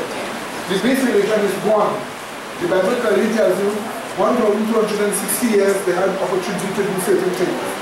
The Bible tells you they came from those ancient Babylon, Medo-Persia, Greece. That's the source of their teaching. That's what the Bible tells you about that one. But this one does not come from those ancient religions. They came, broke away. They are Protestants, they broke away from the Catholic Church, but still hold to teaching. While they appear more Christian than the Roman Catholic Church. More Christian, they're still wrong. For a particular reason. And I want to show you the particular reason. The Roman Catholic Church doesn't say you're not supposed to keep the law of God. It doesn't say the law of God is abolished. They say you're supposed to keep the law of God. But they just change certain clauses. Yes. This one say you're not supposed to keep the law. Yet still they are actually claiming to be following Christ. You'll see the difference. Let's read it right here in Matthew 7. Matthew 7 shows you the difference. It shows you how they say, Lord, Lord, right? Saying Jesus is the Christ, but deceiving him. Let's see it. Have we from Matthew 7? Yeah. Let's read 15 to 23. Beware of what the Bible calls it? False prophets. Did you see that? Beware of what? False prophets, which come to you in what? Sheep's clothing, but inwardly they are what? Ravening wolves. So Jesus Christ himself called them what? False prophets. Right? You shall know them by their fruits. Do men gather grapes of thorns or figs of thistles? In other words, they gather in a whole set of wrong things, a whole set of wrong teachings they gather to themselves. Even so, every good tree bringeth forth what? Good fruit. But a corrupt tree bringeth forth what? Evil fruit. A good tree cannot bring forth evil fruit. Neither can a corrupt tree bring forth good fruit. Every tree that bringeth not forth good fruit is hewn down and cast into the fire. Wherefore by the fruits you should know them. So that whole symbolism there is to show that you know them by their fruits. What are the fruits, therefore, of a false prophet? He explains the fruits. Let's see what they gather to themselves. Let's see the grapes of thorns and so on. Let's see how come they bring forth evil fruits. Let's see. We read on. He goes on. Verse 21. Not everyone that saith unto me, Lord, Lord, shall enter into what? The kingdom of heaven. But he that what? Doeth the will of my Father, which is where? Now what is the will of the Father you have to do? The Bible clearly tells you what is that will. In Psalms 48. Right? I delight to do what? Thy will, O God. Yeah, thy law is where? So the will of God is his what? Law. And the Bible says if you break one, you are guilty of what? All. Alright? So you have a people here that are not willing to do the law of God, but they say Lord, Lord. Now let's read on. Let's see who these people are. We read on. Verse 21 again. Not everyone that said unto me, Lord, Lord, shall enter into the kingdom of heaven, but he that doeth the will of my Father which is in heaven. Many shall say to me in that day, Lord, Lord, have we not what? Prophesied in thy name. And what? And in thy name have cast out devils, lazy miracles, and in thy name have done what? Many wonderful works. Then I will profess unto them, I what? Never knew you. Depart from me, what? So they work only what? Iniquity. What does it mean to work iniquity? They say, Lord, Lord, they casting out demons, but they're bringing people to disobedience. Yes. You see, that's what happens when you join an evangelical church. Oh, they're casting out demons, you know. They tell you, repent of your sins, come and follow Christ. What is sin in the first place? Transgression of the law. So now they accept Christ and they come. What are you telling them? The law is abolished. You don't have to keep it. Only have love. So they use the love as a replacement of the law, when the Bible says love is the law. What do you say? You see? And when they say the law is not to be kept, there's only one clause they're attacking, you know. Which one is that? That's right. And if you break one, then therefore you're guilty of all. And you see, so that is the false prophet. They're gathering grapes of thorns. They're healing people. They're prophesying in Jesus' name. They're doing many wonderful miracles. They're saying, Lord, Lord, but you will not keep his law. When you bring people there now, the people are lost. Because while they think they're following Christ and they fervently pray and say, Lord, heal me, Lord, heal me. And they get healing. The healing is not miracle from God, but they think so. But you must remember there are other forces in the world that do miracles, amen? So you're making them twice the devil worse than they were before. Yes, Pastor. Titus chapter 1 and 16. 1 and 16. Right? To show us that there are false prophets who profess that they know more, but it works by which shoes they deny it. It says here, they profess that they know more, but in works, which is the works of the law, they deny him, being abominable and disobedient, and unto every good work reprobate. So we see a false prophet and those that profess that they know God, but they reject the keeping of the law. Thank you very much for that scripture, right? Now, quickly, my dear brother, let's just look and see what God said the false prophet religion will be a specialist in. in the last days. Let's see what God said. The false prophet religion will be a specialist in the last days. Quickly turn to Revelation 19:20. Now, notice this. And the beast was taken, and with him the false prophet. Now here comes the part. And with him who? The false prophet. Did you see that? That wrought what? Miracles before him, with which he deceived them that what? Received the mark of the beast, and them that what? Worship the what? Image. These both will cast alike into the lake of fire with these. So notice very carefully. The false prophet religion, they do spiritualism's miracles, and what happened? They cause the re-emergent exaltation of the papacy, and they cause obedience to global communalism. The global communalism is they are taking away of the rights of people and enforcing religion, which is what the Catholic Church is looking for. But the miracles that they do exalt the Catholic Church, so it causes the re-emergent exaltation of the papacy. Read the verse again and see this. Observe. And the beast was taken, and with him the false prophet that wrought miracles before him, before the beast. Right? With which he deceived them that had received what? The mark of the beast. Did you see that? So they received the mark of the what? The beast himself. But the false prophet do the miracles to make people receive the mark of the beast. Therefore he exalts the beast. Make the beast get a re-emergent exaltation. But notice this, to receive the mark of the beast, you have to take away the rights of a person and enforce religion. Communism expressly states they have no rights, but they are hostile to religion. So you need a power that say you have no rights, but they enforce religion. So that is communism. And it happens all over the world. Read the verse again.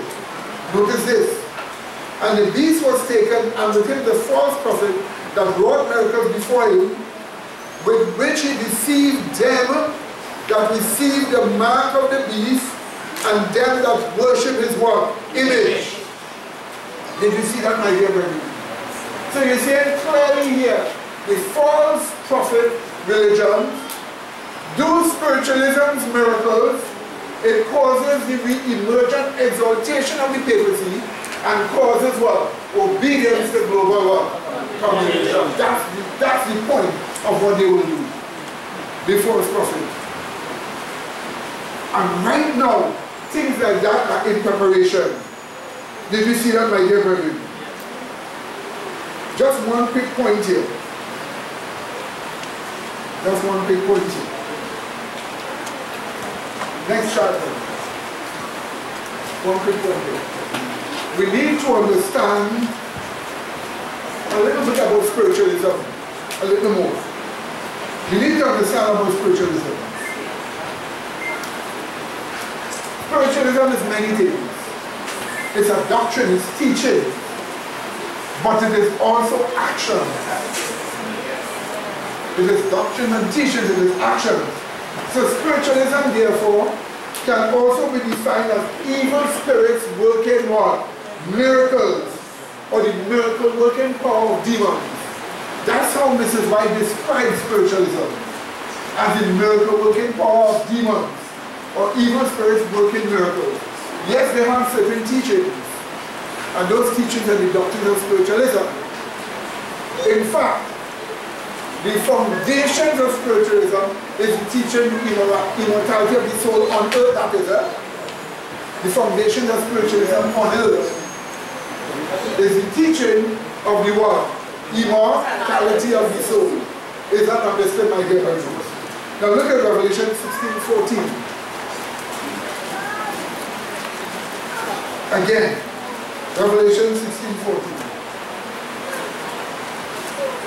We're looking at spirits working miracles, or the miracle working powers of demons. They call it spiritualism. We read. For they are spirits of devils, working miracles, which go forth unto the kings of the earth and of the what? Whole world, to gather them to the battle of the great day of God what? Almighty. Now here's what this Bible says about this. These same kind of spirits working miracles. In the great controversy, page 553, she tells us this. Many endeavor to account for spiritual manifestation. So spiritualism is manifestation of evil spirits. So many endeavor to account for spiritual manifestation by attributing them wholly to fraud and sleight of hand. Okay? On the part of the medium. But while it is true that the results of trickery have often been palmed off as genuine manifestations, there have been also marked exhibitions of supernatural power. Okay? Somebody answers, law breaking is spiritualism. Not necessarily. Law breaking is not necessarily spiritualism. Everybody out there breaking the law, but they're not all spiritualists. Law breaking is right? Spiritualism is particularly certain teachings like the immortality of the soul as a doctrine, as a religion, and also evil spirits working miracles. As a particular point. Now let's go. Here's what she tells us. But while it is true that the results of trickery have often been palmed off as genuine manifestations, there have been also marked exhibitions of supernatural power. Many will be ensnared through the belief that spiritualism is merely a human imposture. It's merely a human imposture. When brought face to face with manifestations which it cannot but regard as supernatural, they will be deceived and will be led to accept them as the great power of God. That's why atheists are the greatest danger, and communists are the greatest danger. They're looking for a supernatural way to explain everything. And when they face with something that is evidently not by natural law, they'll have to admit it is supernatural, but they will not say it's from demon because they don't believe that. They will have, the first thing they have to think about it is from who? God. And that's how they get them to accept spiritualism. That's the reason why all the left-wing political parties coming in power now. Look at it in France, with Macron that win the election. Macron was way behind the pack. He couldn't get enough votes as the far left candidate. Le Pen had the most votes, more than anybody else. Just before the first round of the elections, Macron started slipping the little votes he had. And Le Pen get more in the more votes she had. But when they now go to the first one, all of a sudden, Macron comes so high.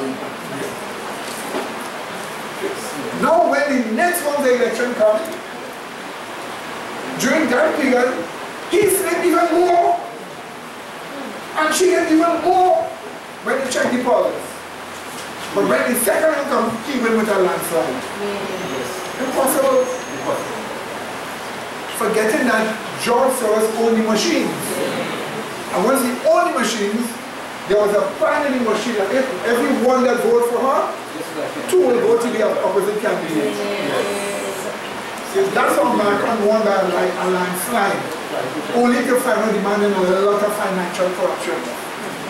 The French government literally warned the public, don't reveal anything on the internet or else they'll charge you. Because they know if you reveal it from the internet, people say, hey, we're not going to vote for him. They stop it. Thousands of people on Facebook from Le Pen, all of a sudden Facebook shut them all up. All that before the election, they talk about interfering with the election. No more interfere with the election. Now England is going to have elections. They quickly pass a law in England saying anybody that publish anything on Facebook to influence the election is fake news and they will be charged. Because they don't want people have the right to win. But whether it's right-hand transgression or left-hand transgression, left-hand transgression will even more easier be received. What do you say? Yes. And right-hand transgression will push for the law. What do you say? Yes. Push for the Sunday law. Yes. So however they come, miracles are going to make the difference. What do you say? So that's why she says, these persons overlook the testimony of the scriptures concerning the wonders wrought by Satan and his agents. It was by satanic aid that Pharaoh's magicians were able to counterfeit the work of God. Paul testifies that before the second advent of Christ, there will be similar manifestations of satanic power. No mere impostures are here foretold. Men are deceived by the miracles which Satan agents have power to do, not which they pretend to do. Did you see that, my dear brethren? And so that is spiritualism. She tells us in page 551, the doctrine of man's consciousness in death, especially the belief that spirits of the dead return to minister to the living, has prepared the way for modern what? Spiritualism. So the prime teaching of spiritualism is the immortality of the soul. And this came from Satan himself, who told Eve, you shall not what? Surely die. But the Hebrew of the translation says, in dying you shall not surely die. That's what it actually says. And so, you know, the immortal soul doctrine is the foundation of what? Spiritualism, coming from Satan himself. Here's what we are told on 556 of Great Controversy. The theory which forms the very foundation of spiritualism is at war with the plainest statements in the scripture. The Bible declares that the dead know not anything, that their thoughts have perished. And she said that theory forms the foundation of spiritualism. Did you see that, my dear brethren? Did you see that? So we know that Satan worked miracles to sustain the teaching of spiritualism with King Saul and the witch of Endor. Right? We'll have to stop after this here. We know, let's just look at the next chart.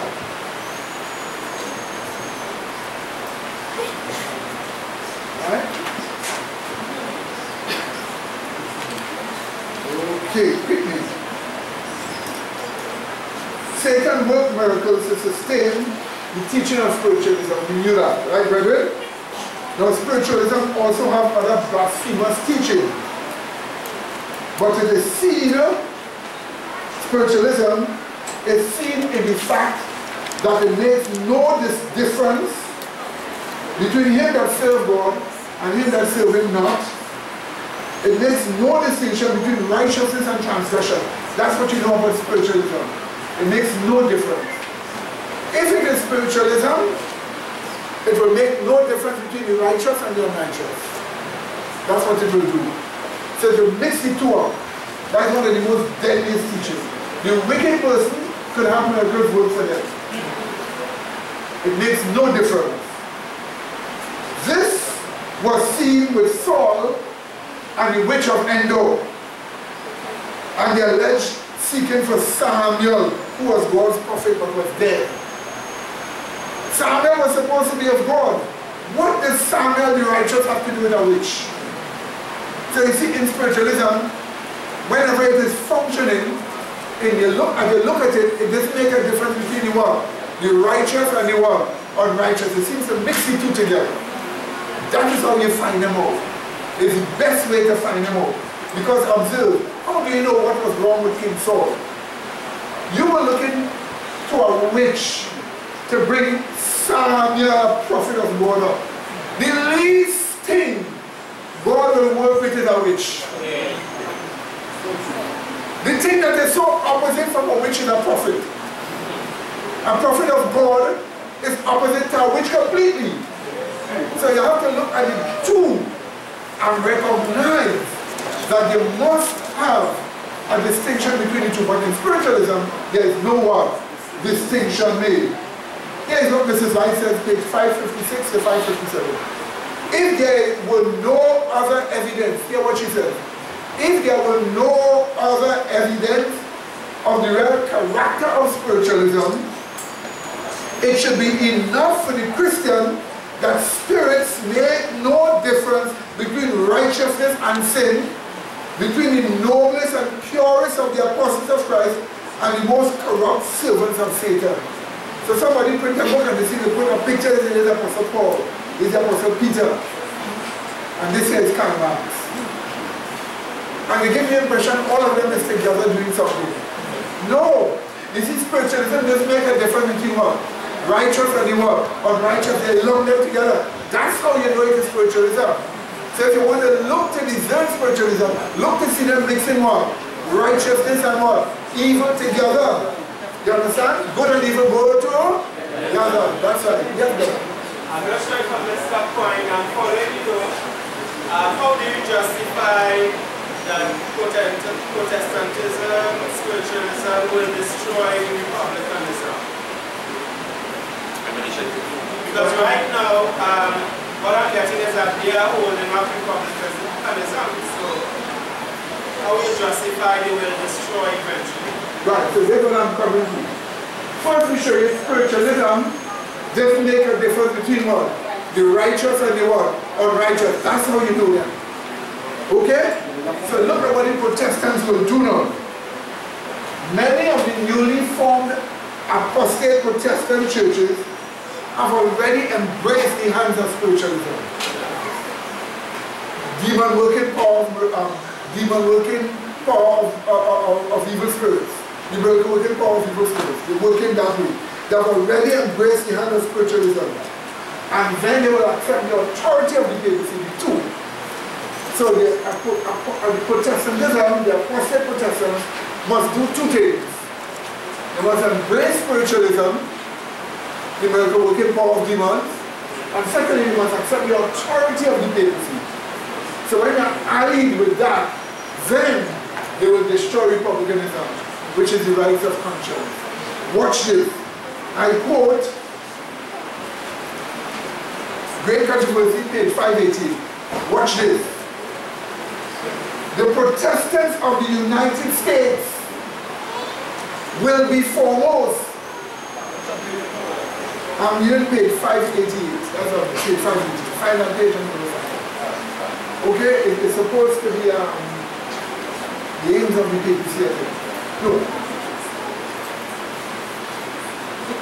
I don't think that's it. I'll tell you, right? Right. Oh, good. It says this.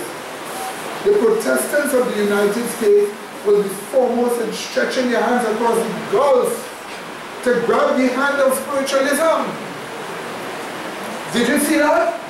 They have already done that. The Protestants already do miracles while denying the law of God. She said they will stretch forth their hand to grasp the hand of what? Spiritualism. They will reach over the abyss and grab the hands of the Roman power. And we also showed you that already. We showed you these Protestant churches praising the Pope. Did we not? Yes. They went to visit the Pope. Did you not? Yes. Did they say they are no longer Protestant? Yes. We showed you that you understand already, right? So this is just a follow-up, right? So notice this. That's why I follow these studies, follow them. Because I can't afford to go over every point over and over and over to go to somewhere else. It will take all day. Look how long we have taken already. Watch this. It says here, they will reach over the abyss to clasp their hands in the Roman power, and under the influence of this threefold union, this country, the USA, will follow in the steps of Rome in trampling the rights of conscience. So if I want to summarize, what is republicanism? Republicanism is summarized as what? The rights of what? Conscience. So you have Protestantism and spiritualism, using miracles, uniting with the authority of the papacy. Together they will destroy what? Republicanism, which is the what? Rights of conscience anywhere in the world. So any country that still have the remnants of republicanism, who will finally destroy? Apostate Protestants working what? Miracles united with the papacy. Are you listening to me? Are you getting the idea of what is going to happen? Quickly. Quickly. Quickly. will stop here.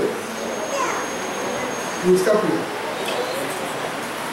But what do we see here so far? That Protestantism with spiritualism, embracing spiritualism, embracing the miracle working powers of demons, which you have already. So in Mrs. White time she says they will do it, but in 2017 they have done it already. They have done it since 1901 in Azusa Street with the Pentecostal bullet, and since then they have continued it. And let me tell you something. I want to give you all a study, but it will be kind of you have to pay careful attention. Do you know what I found out? You can trace the Pentecostal church right back to the Illuminati. Right back to the Illuminati in the 1830s.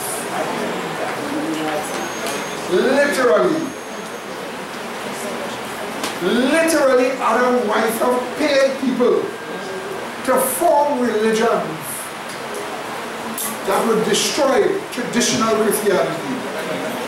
And part of that is when the Pentecostal church came out in its first manifestation. Do you know they had colonies before they were known as Pentecostals all over the world?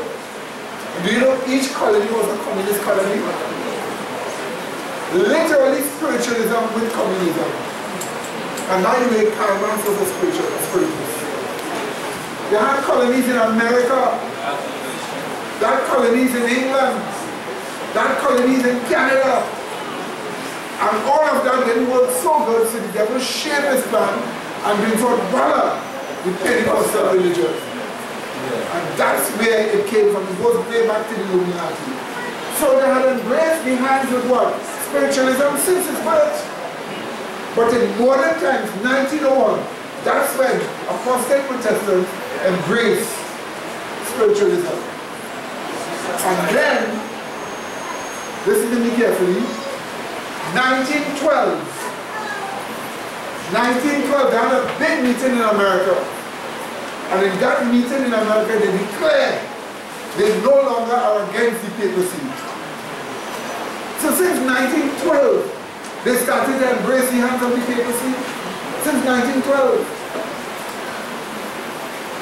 Did you see that? Mrs. White was even alive when they did that. She was still alive. They had a big meeting.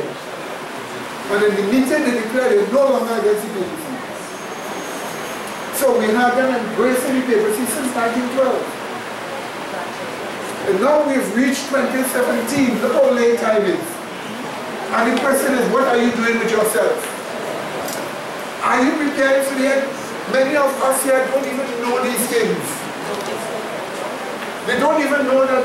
I have quotations that shows every one of you are going to be confronted with spiritualism.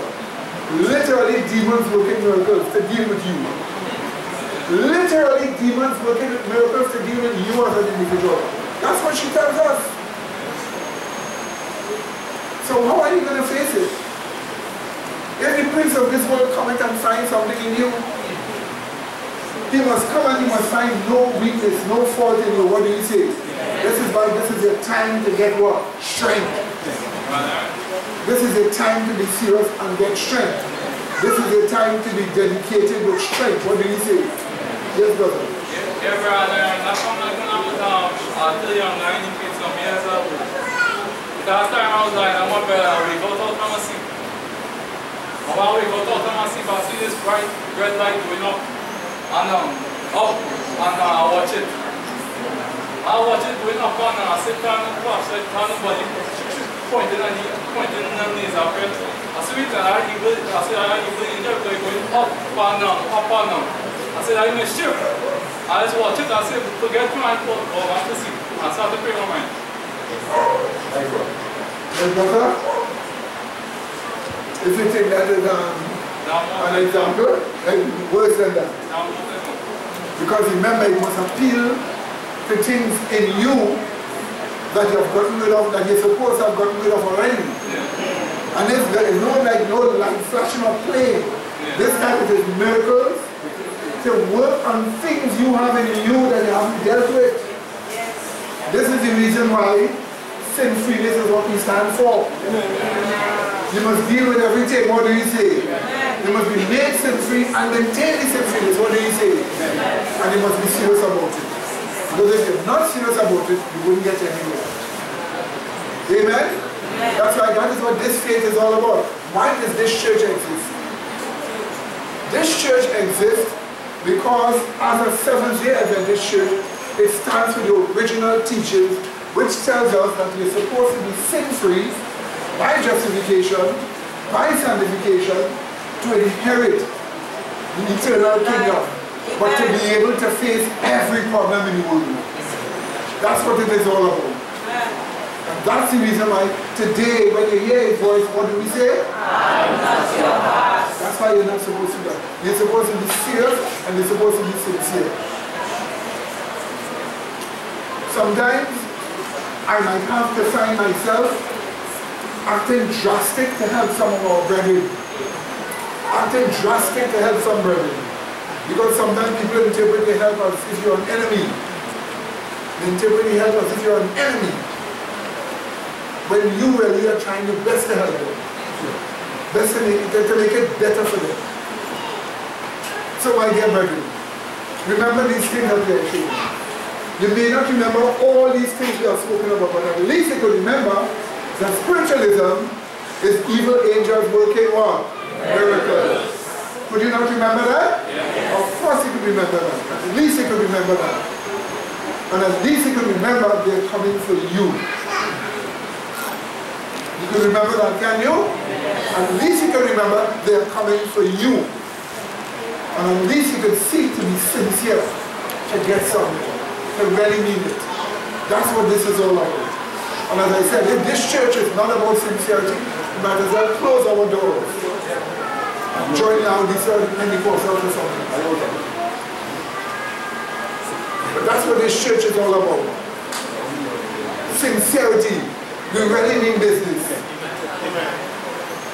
You should mean business. You should mean it with God. And I don't want to spend my time going through studies after studies for nights. Sometimes all 4 in the morning while you sleeping in your bed. I'm doing ministry to people who may call and so on all hours. And it's a waste of time. It's just for a waste of time. It is just for a waste of time. So make your calling and election sure. Amen, Mary? Amen. Amen? Amen. Make your calling and election sure. Really mean it. And here is one of the greatest promises you can get. If you really mean business, if you really mean it with all your heart, you will get help. Amen. Only if you really mean it with all your heart, you will get help. Amen. If you really mean it with your heart, you will get help. You have that assurance. If you want to play with your salvation and be like a light switch, back and forth, the switch will eventually break. And it don't break with the light on it. It breaks always with the what? The lights off. Is that understood? So again, in closing, today when you what? Morning. The biggest event of spiritualism is yet to come. Biggest event is yet to come. And the biggest event is surround Satan himself. Literally surround Satan himself.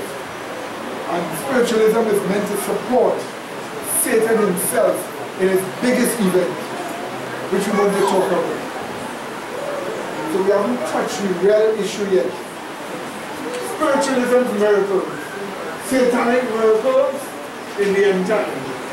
What is it meant to be? Satanic miracles in the end time. What is it meant to be? All this is a part of the Revelation 13 study we were supposed to be doing, but giving it to you in topics.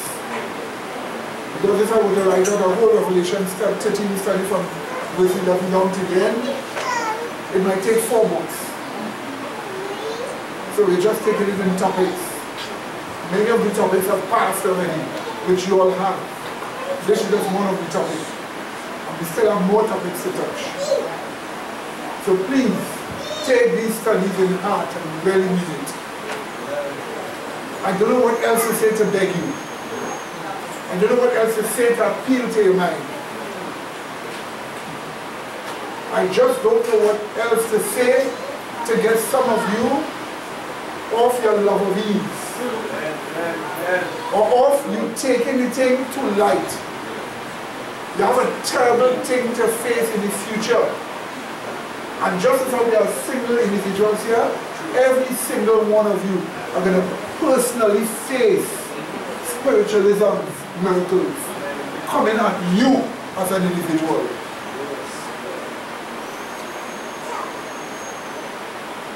Last night I was between sleep and wake and thinking about facing Satan himself. And in my half sleep, half awake, a level of consciousness that you have something when you're awake and yet you kind of half asleep. I had to use all that I knew to face it. But you know what was good in that whole experience I had? It actually worked. Amen.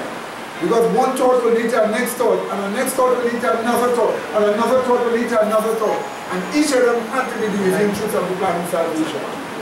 To make me see things accurately, to not even fall by a thought.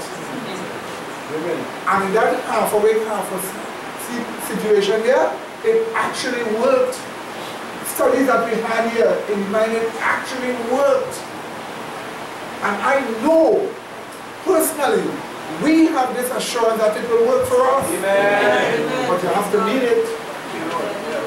You have to be sincere. And you don't have to be a big person like me. You could be very small. And it will work for you. Yes. You have that assurance it will work for you. And what was so good about this experience that I had after preparing this, what was so good is that it actually worked. The knowledge actually worked. You know what it is to face Satan? Literally. Just a slight watch from him is enough to send your mind off. A slight watch. Just a tone of voice from him is enough to awake the worst passions in you. Just a tone of voice. He could just use a tone of voice to awake the worst passions in you. Sometimes just a tone to totally deceive you. And you have to be so alive with the Holy Spirit, so alive to the faith of Jesus Christ, that every minute your mind is actually seeing the truth. And you're not being deceived. You will say, oh my God, look at my childhood state, it could never happen to me. Who said so? Who said so it can't happen to you? You know why you doubt? You doubt because you don't believe the scriptures as something true, as real. And if you don't, it means you're not much familiar. And if you're not much familiar, it means you have not been showing the kind of interest you should have been showing. That's what it means. And therefore you need to change all of that. What do you see? Because it works and it will work for you. What do you see? Amen, brother? It will work for you. But you have to let him leave it all that. What do you see? And you know there's a good thing? They said they wouldn't get that preparation. They're nowhere near. I watched the pastor this morning explaining Sardis, the church state and age, and he was so wrong. He didn't even know what it was really all about. He will take 7 women seeking after one man and give the impression it had something to do with Sardis in Isaiah. And he didn't even know. He presented as bacchanal, you know, woman and man, wife and woman and boy. He can't even give you a true interpretation. They have no preparation. But the people like to hear the kicks. They love to hear the kicks. And the little piece of knowledge in between to make it look right. But they have no way of preparing. There are thousands of sheep without shepherds. Thousands of them. On the hills of Israel, as the Bible put it, without shepherds. Waiting for destruction. And you have a chance to help them. You have a chance to help them. For once we can make everything different. But if you're not serious, you can't do anything. This is why we ask of you, today when you hear his voice, harden your heart. Give yourself a chance. If you get counsels, and the counsels are extreme, it means it is counsel that is caused you to do desperate things. Only if you follow, you will save yourself. If the counsels cause you to do desperate things, only if you follow, you will save yourself.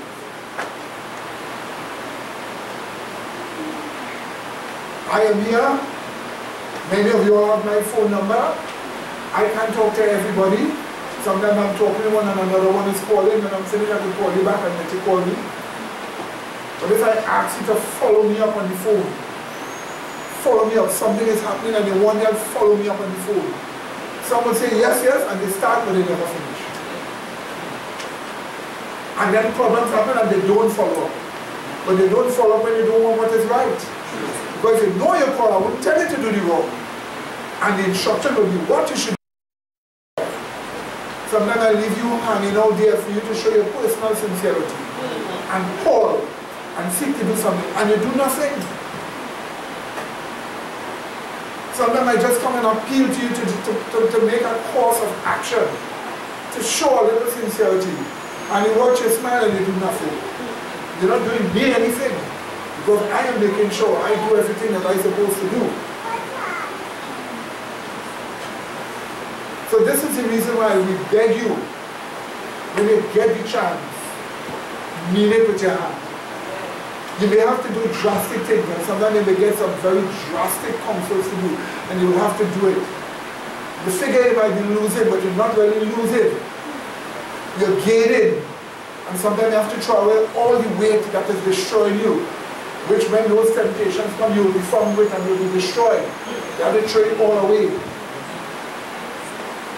that you will get something. Is that understood, my dear brother?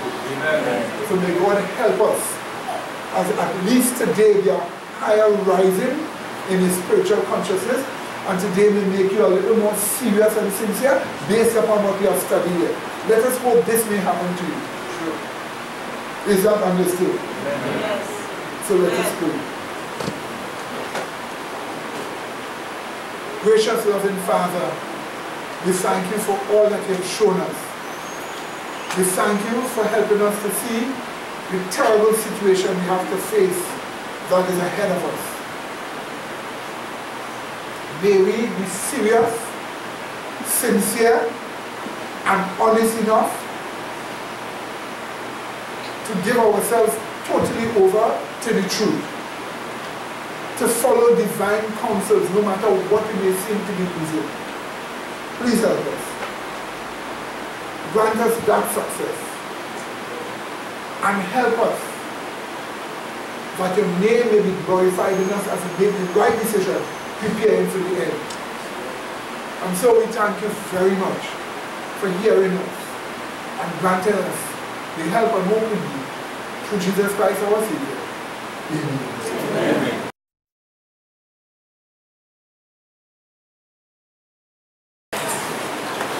Okay, my dear brethren. Okay, my dear brethren.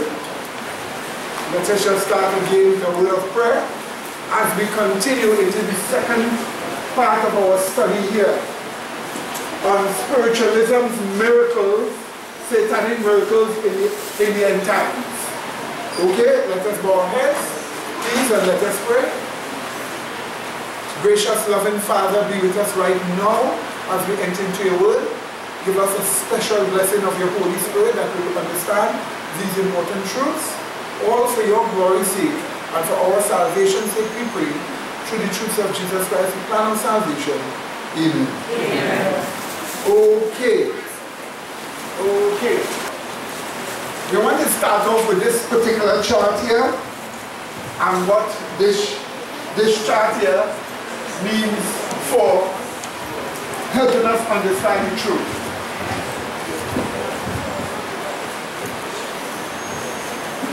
We will get these wires connected. Okay, now notice this. Notice what we are told here in this chart, and then we will go and look at it in the scriptures. This chart shows us that there are two major end-time uses of spiritualism's miracles. We know that spiritualism is the working of evil spirits doing miracles. So that's why you have the term spiritualism for miracles. So we have two major end-time uses of spiritualism's miracles. Point number one, it is to destroy global republicanism and to set up global communism. That is what it is to do. To destroy global republicanism and to set up global communism. And the second, which we will look at in a short while, and the second major end-time uses of spiritualism's miracles is to sustain Lucifer's visible appearance as Christ on the earth. You want to see this? You want to look at the scriptures? You want to look at the spirit of prophecy, and you want to see this. News were just brought to me as I sat here on the phone, showing me that in Russia, the Seventh-day Adventist Church was just banned. It was just banned. It is not the president that banned it, it is a judge calling them terrorists. They actually call them terrorists. So what they have done, they have equated extremism with terrorism. So anything you do extreme, they call you what? Terrorist, and then they ban you. So, how did they determine extremism? They just got 16 million signatures that say the Adventist Church is an extreme church. 16 million signatures. And by the way, this is from the Russian Orthodox Church. So the Russian Orthodox Church is continuing its operation to get all the other churches banned that they can have full control. But that is a wake-up call for the Seventh-day Adventist Church. Because if they don't understand the real issues that are going on, they will fail. About 2 months ago, the Jehovah's Witnesses were banned. They were banned as an extremist organization, and they lose all their property. The Adventist Church has not lost its property, but it has 36 days to appeal to the Russian Supreme Court to remove this ban in giving out literature and preaching to people and so on. But it is a clear sign to us that we are facing the end. What do you say? And it's going to happen. Are you willing to go to jail for the truth? Just to face a little pressure for the truth is so much for some of us. But now, are you willing to go to jail for the truth? But going to jail for the truth is getting care at state expense. You're getting free health care, you're getting free meals, and you're getting television holding. It's easier than facing satanic miracles that attack you. And this is what we want to look at. We want to look at spiritualism's miracles, satanic miracles in the end times. So, the two major uses of spiritualism's miracles, as the end draws near, will be to achieve these two goals: to destroy the remnants of global republicanism, replacing it with global communism, and to sustain Lucifer's visible appearance on the earth as an imitation of Jesus Christ, who has just returned. Now these are the things we want to look at now. Revelation chapter 13. Verse 13 and verse 14. Verse 13 and verse 14. And he doeth great wonders, so that he maketh fire come down from heaven on the earth in the sight of men, and deceiveth them that dwell on the earth by the means of those miracles which he had power to do in the sight of the beast, saying to them that dwell on the earth, that they should make what? An image to the beast, Which hand what? The womb by a sword and what? And did live. Now this verse clearly shows us, and we are going to look at this in a short while, that it is republicanism in the United States that is being attacked. And anywhere republicanism in the world is, it is being attacked. Republicanism could be summed up as liberty of what? Conscience. So any nation that has remnants of republicanism is going to be attacked by miracles. To remove republicanism and replace it with global communism. Look at the word. From communism and from religion. We're going to look at all that in a short while. Communism takes away your rights and your freedom. And religion, communism is also hostile to religion. But if you can get a power to take away your rights and freedom and enforce religion, it is not communism, but religion. That's the system that the papacy has. And I'm going to give you quotations that will actually show it from their own words. We're going to look at that in a short while. But you need to understand that one of the major uses of spiritualism's miracles, calling fire down from heaven, plus other miracles, could you imagine mimicking the miracle that took place with Elijah? That day, all these religions gather together. They have a sacrifice, a lamb, on stones, and they pray and ask Yahweh to send fire down to confirm that the government should change from republicanism to communism. That a system of governance that says liberty of conscience must be removed and it must be replaced by a government that can enforce religion. Could you imagine that? That's what they're trying to prove. That's what they're telling people, we're going to do miracles to show that this is what God wants. All these skeptics will say, I am sure God doesn't want liberty of conscience to go. That's what these skeptics will say. We are sure God doesn't want liberty of conscience to go. Liberty of conscience is something He wants. He wants republicanism. And for you to tell me that you want to enforce religion, God doesn't want to force people to serve Him. And they have, and they pray. And the BBC is there. You understand? Clinton News Network is there. MSM is there. MSNBC. All of them with their heresies. And their Russian TV is there. And all the cable news, they're there.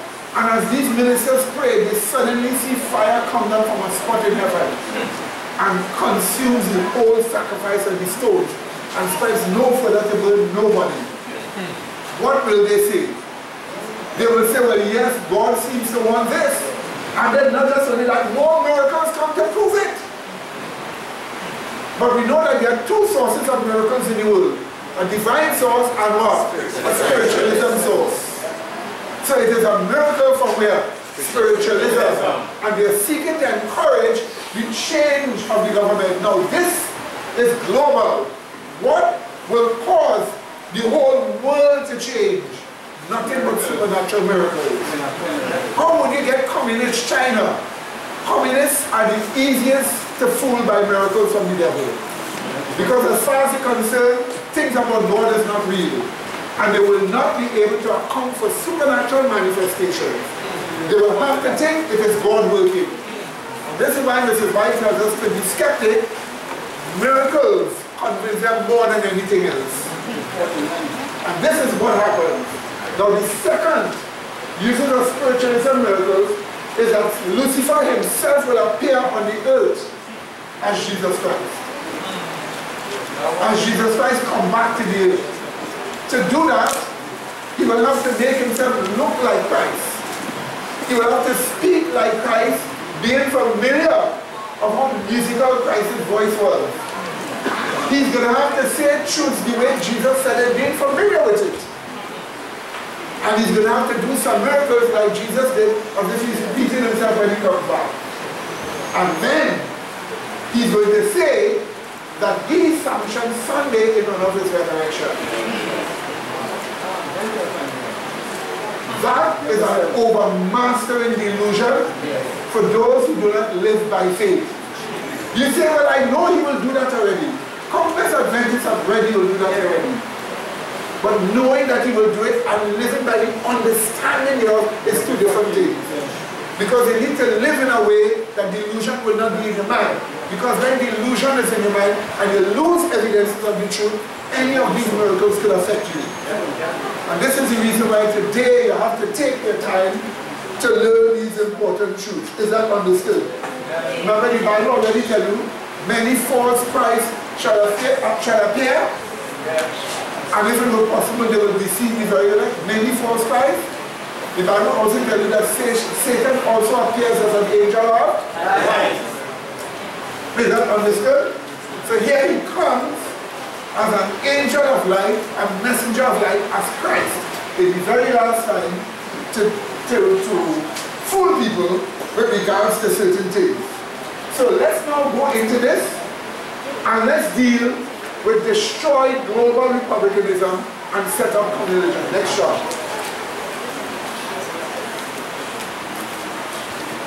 Watch this chart here. I drew this chart to include all the different things that you can speak about with regards to republicanism in one chart. So once you say republicanism, what is America? A republic. The Constitution guarantees republicanism, not communism. What is Trinidad? A republic. What is China? A false republic. What is North Korea? A false republic. What is South Korea? A republic. The real essence of republicanism can be judged by one phrase, and what is it? Watch this. The chart tells us republicanism speaks about, watch the chart here now. Watch the chart here now. Let's get a little attention. Republicanism speaks about separation of religion and legislation. Some people say separation of church and state. Wrong statement. Because the state is supposed to have the church in it. And the church is supposed to be working for the state to convert. So you can't have them separate. But in America, they are taking it seriously and telling the church you cannot preach any longer. Recently, the Democrats sent a bill to Congress, and the bill states that they want to ban pastors from ministering to homosexuals. Do you think that is by chance? Because they want to separate the church from the state. So the phrase separation of church and state is not right. In America, the Constitution speaks about separation of religion and what? Legislation, which I will show you in a short while. So watch me. Republicanism speaks about what? Separation of religion and legislation, which is in the what? U.S. Constitution, which is in the what? Bill of Rights, which is in the what? Establishment Clause, which is the what? First right, which states what? Liberty of conscience. So you get everything in one chart. Did you see that? Now let's read from the U.S. Constitution. Observe. I quote. Listen to this. Congress shall make no law. Congress shall make no law respecting an establishment of religion or prohibiting the free exercise thereof. End of quote. What are we being told? We are being told Congress must make no law. That is what? Legislation establishing religion or what? Or what? Forbidding religion. So that is separation of what? Religion and what? Legislation. You got it right. Amen? That is why I'm trying to tell you. That's the difference with this church. This church don't just follow norms and phrases that people give. We get to the real issue. You ask a Seventh-day Adventist, he will never tell you that. You ask an evangelical, he will never tell you that. And what Shaw will say separation of church and state, but he will never say the Constitution doesn't say that. If separation of church and state is right, then the government is right to ban the church in the state. Is that understood? But it doesn't state that. It states no prohibition of religion, no setting up of religion by legislation. So the actual relative separation of what? Religion and what? Legislation. That's what republicanism states. That's the essence of republicanism. The essence of republicanism is liberty of conscience. Why? Because it states separation of religion and legislation, which is in the US, Constitution, which is in the Bill of Rights, which is the establishment clause, which I just went for you, which is the what? First right you have, which is what? Liberty of conscience.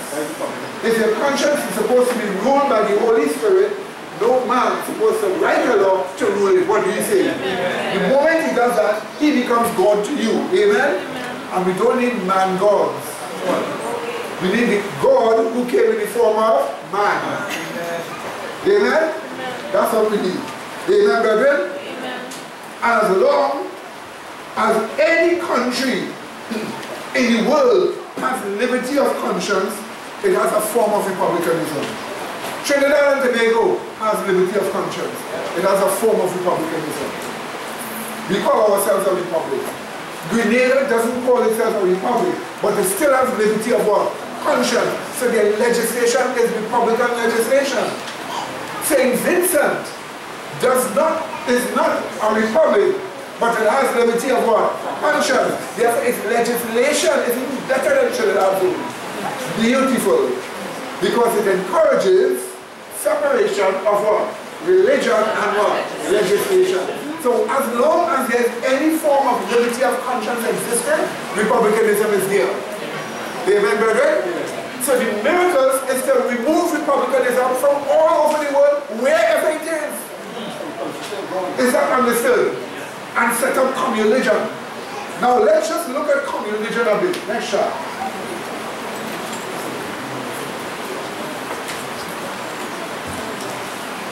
We look at communalism by first looking at communism. What does communism tell us?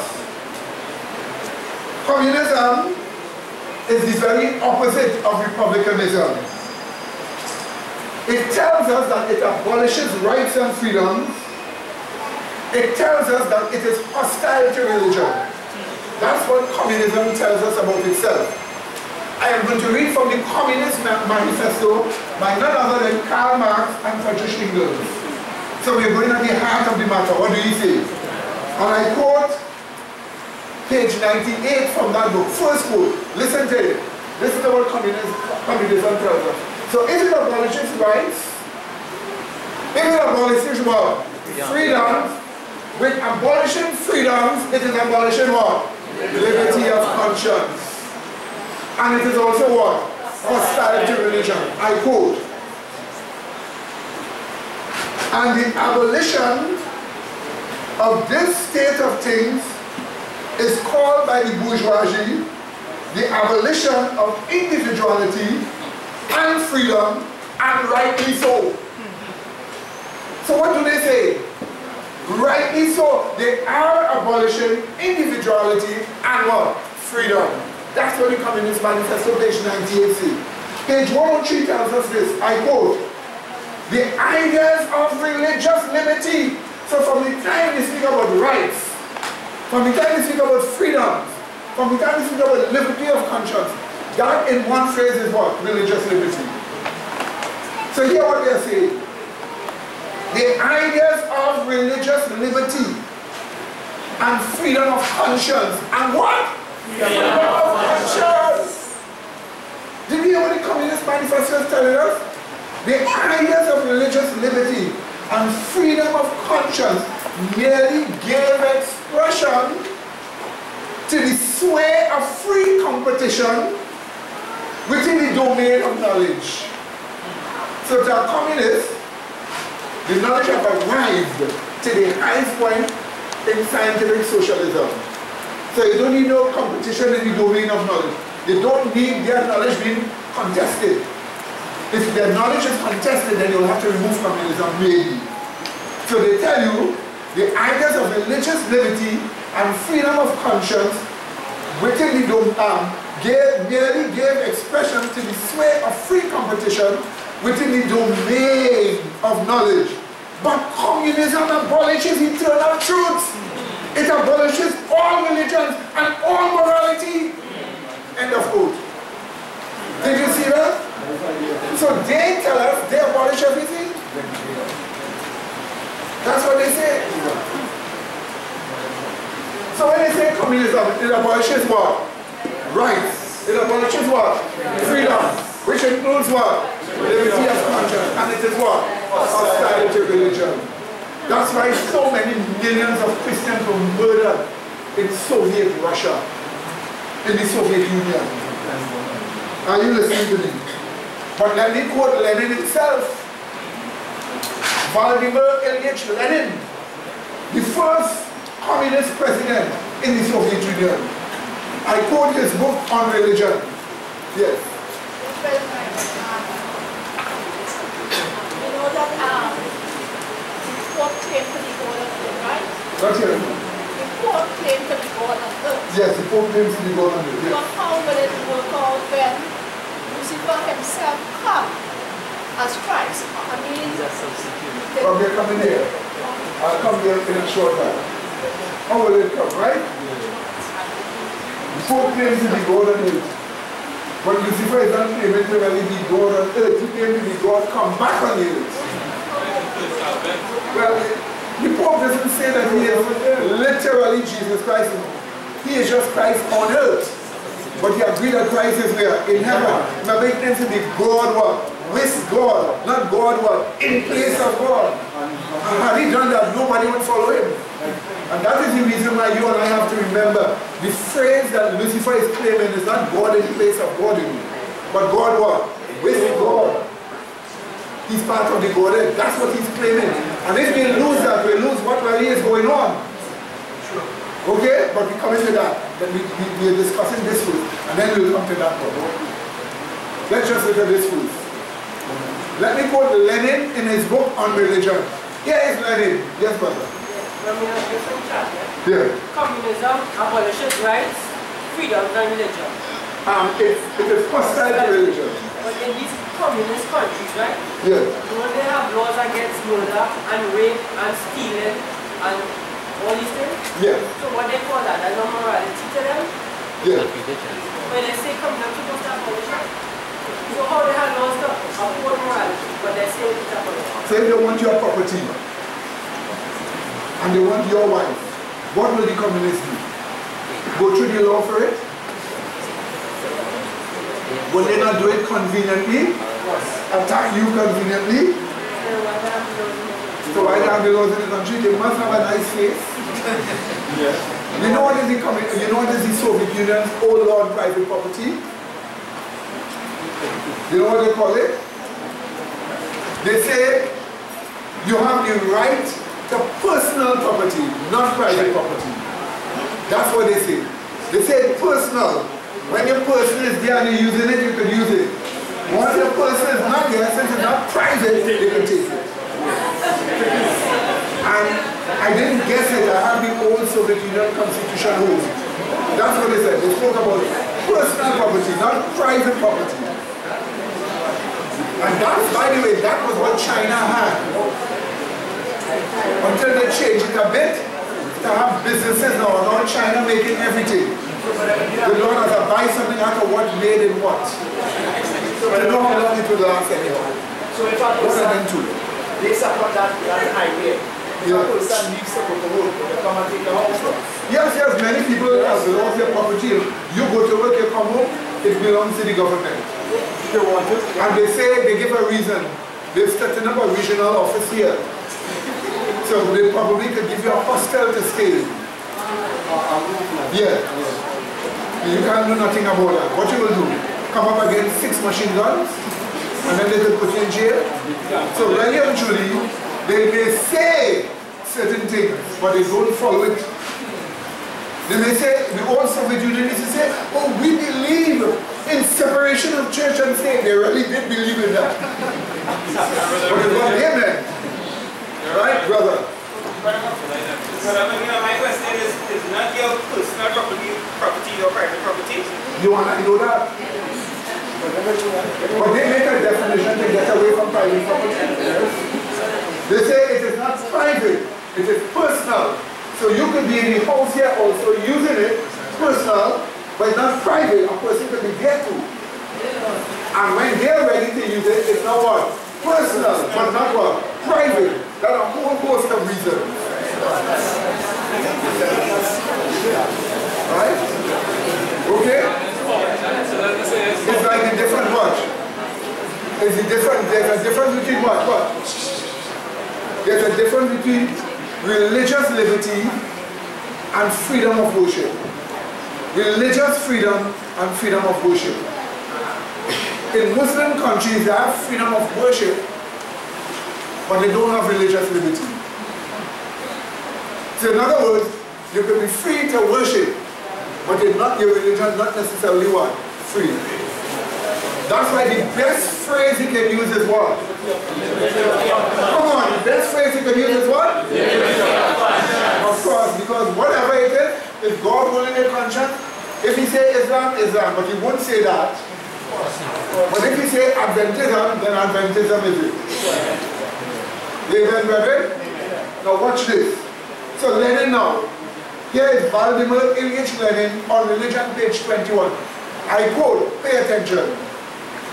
Are you listening? Do we have that moment? That nihilation moment. Quote, we must combat religion. That is the ABC of all materialism and consequently of Marxism. End of quote. So communism claims they must combat what? Religion. That's the ABC of their teaching. So communism is what? Hostile to what? Is that understood, my dear brethren? Is that understood? So what we do know for sure is that under communism, from the time they say communism, you know it means the abolition of your rights and your freedom. Amen? Now some people say, let's look at it from an economic perspective. Don't be fooled. They say we believe all the wealth belongs to the people.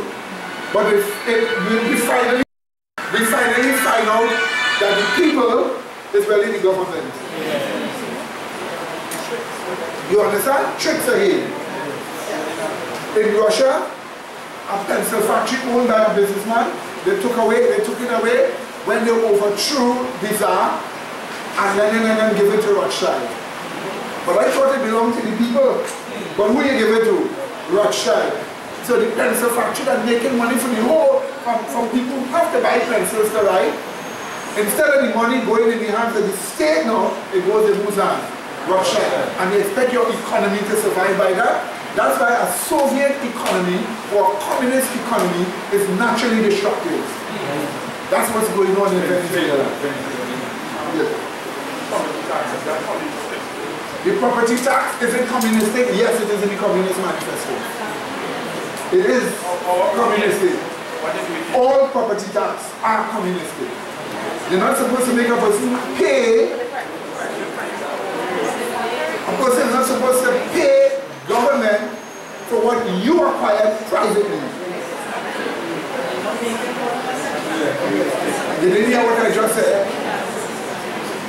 You are not, it is not right that you have to pay government for what you acquired by your own ability. You work, you get your money, you buy, you have your property. Why should you pay them to have it? They didn't give you any work first place. They have no authority over it. So property tax is not a good thing. But then you must follow the law if you have the law, okay? Let's hope those who are challenging it in court get through. What do you say? Although some of them are trying to hide 4 and 5 houses. But we know they will use it anyhow in the end. But it is not a good thing. Well, let me just show you one point. One more point again, quickly here for those of you. If you want to open a factory making juices, so you have to buy up the equipment for the bottles to run on, pour the juice in it, the equipment to mix the right formula. It may cost you $5 million. That is also property. So when you import it, before you even use it to make money, you have to pay tax estimating the value of the property. That could be $5 million. So they already make it more difficult for you to start a business. So while the property tax is supposed to make the government get more wealthy, it in fact will bring more what? Poverty. It's a mistake. It's a mistake. One more example. When they say property tax, are they not talking about your houses?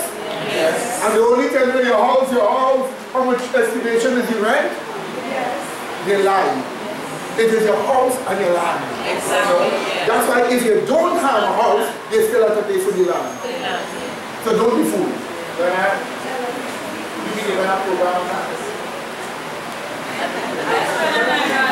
We cannot give a program that is political. It will work good for people receiving the truth, but if the law ban it, then we could show what is wrong. Yes, so it won't be that you're just against government. And our programs are listened to by a lot of government ministers, a lot of top people, and we don't want them to get prejudice for the money. Okay? So just in wisdom, we're not going to touch it. But if they want to come and tell us, no preaching the Solomon, we're going to speak against that. We're going to speak against that one. Because they're not going to tell us who we have to minister to. You're out of place, what do you say? You're out of bounds, what do you say? And then plus we have what? Amen? But watch now. Watch now. So you get the idea of communism, right? You got it, right? Next time. Watch this. Watch this now. Pay attention. If your head has never raised up yet to watch, let your head raise up and watch now. You have what? Communism on one side and what? Religion on the other side. You take some from what? Communism, and you take what? Religion. When you put it together, what do you get? Religion. Okay? So from communism, communism does what? Abolishes rights and freedom. And what does the religion do? Enforce religion. So here you have communism, they are abolishing the rights and freedom, but they are enforcing religion. Once they are doing that, communism itself, not only communism, but communism itself is anti-liberty of what? Conscience. Is that understood? Not only that, it is what? Anti-what? Republicanism. And that is the papal beast governance system. Proving it to you now. Proving it to you now. The papal system of the Roman Catholic beast is best called communism, a combination of communism and religion. It abolishes rights and freedoms and enforces religion. This is anti-liberty of conscience and is thus anti-republicanism. Right? Communism is therefore the governance system of the papal beast. Now I'm quoting the New York Independent. What am I quoting? New York Independent. Then you are listening. It is June the 12th, 1913. The New York Independent is a Roman Catholic periodical. And I want to quote what they say to you and I, what they're telling us. I quote, "We are the children of the church, which has ever," are you hearing me? "Which has ever vowed the deepest hostility." Did you hear what they said? "Which has ever vowed the deepest hostility to the principle of religious liberty." The Catholic Church is saying they have the deepest hostility to what? Religious liberty. It continues. Hear them. Quote from them. "Religious liberty is one of the most wicked delusions ever frustrated upon this age by the father of deceit, the devil." I mean, this is outrageous.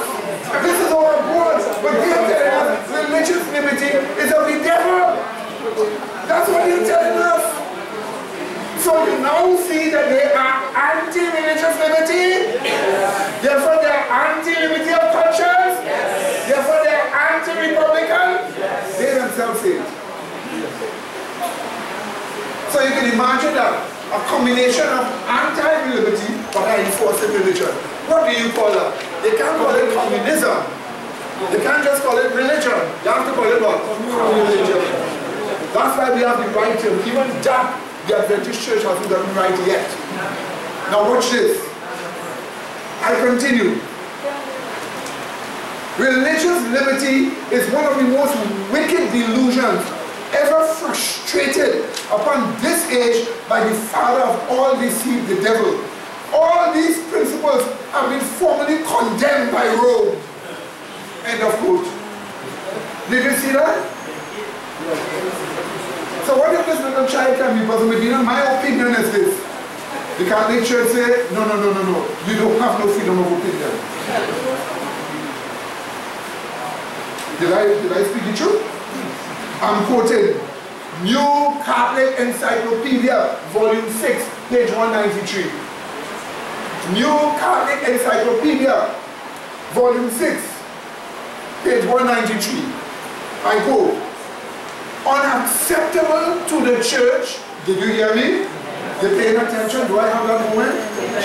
Unacceptable to the church also was the concession of equal rights to religious truth. They say they don't believe in equal rights to religious truth. You have your equal right, your right to religious truth, I have my right to religious truth. They say no, they don't believe that. Unacceptable to the church also was the concession of equal rights to religious truth. An error implied in the phrase liberty of opinion.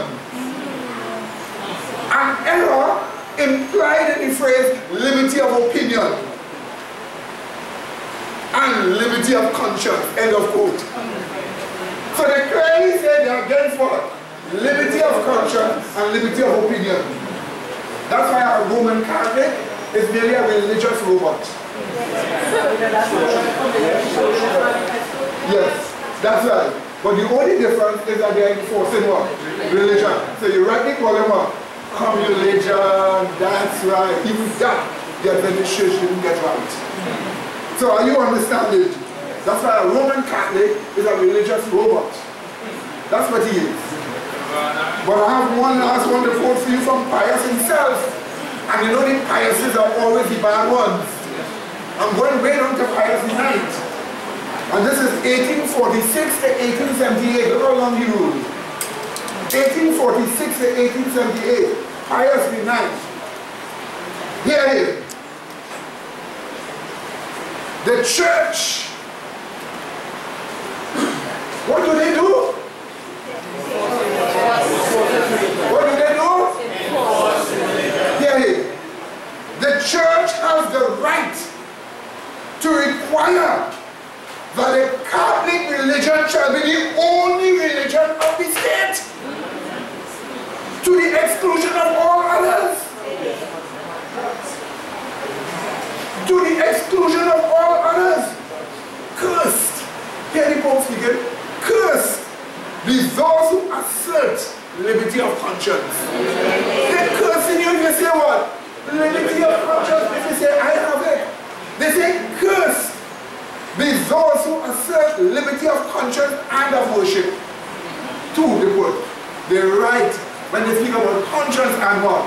Worship. Because they may say, well, you have the liberty of conscience, but you can't worship here. Keep it to yourself. So they are saying, curse be those who assert liberty of conscience and of worship. Watch me, listen. Are you listening to me? I beg you, don't let your attention be moved around like a child now. Listen to this one. It says this. Cursed be those who assert liberty of conscience and of worship, and such that maintain that the church may not employ force. And such as maintain that the church may not employ force. End of quote. So if you are telling people, but the church mustn't force people, they say, curse are you. So what are they saying? Enforce religion, ours what? Only. That is communion. Do you get that clear, my dear brethren? Do you get that clear, my dear brethren? And that is the reason why, when miracle working powers of demons call fire down from heaven and do other miracles to force the mark of the beast upon people, they must first remove republicanism, which is liberty of what? Conscience. And once they remove republicanism, they must replace it by what? Communion. That means that miracles will be worked by evil angels to destroy republicanism wherever it remains, whatever of it remains in the world, and seek to replace it with what? Communion. So we are looking at an attack that destroys global republicanism and replaces it with what? Global communion by miracles. And they're going to use miracles to do that. That is one of the purposes of satanic miracles in the end times. Are you listening to me, my dear brothers? Are you here with me? That's what's going on. That is exactly what's going on. Listen to this. Watch me.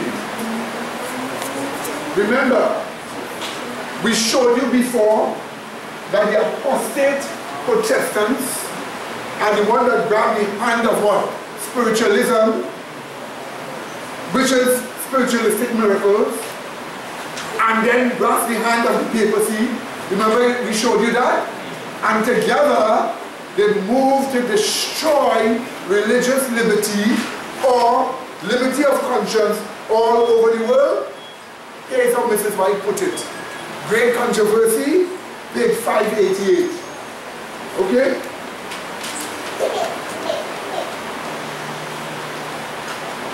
Next shot. Watch it.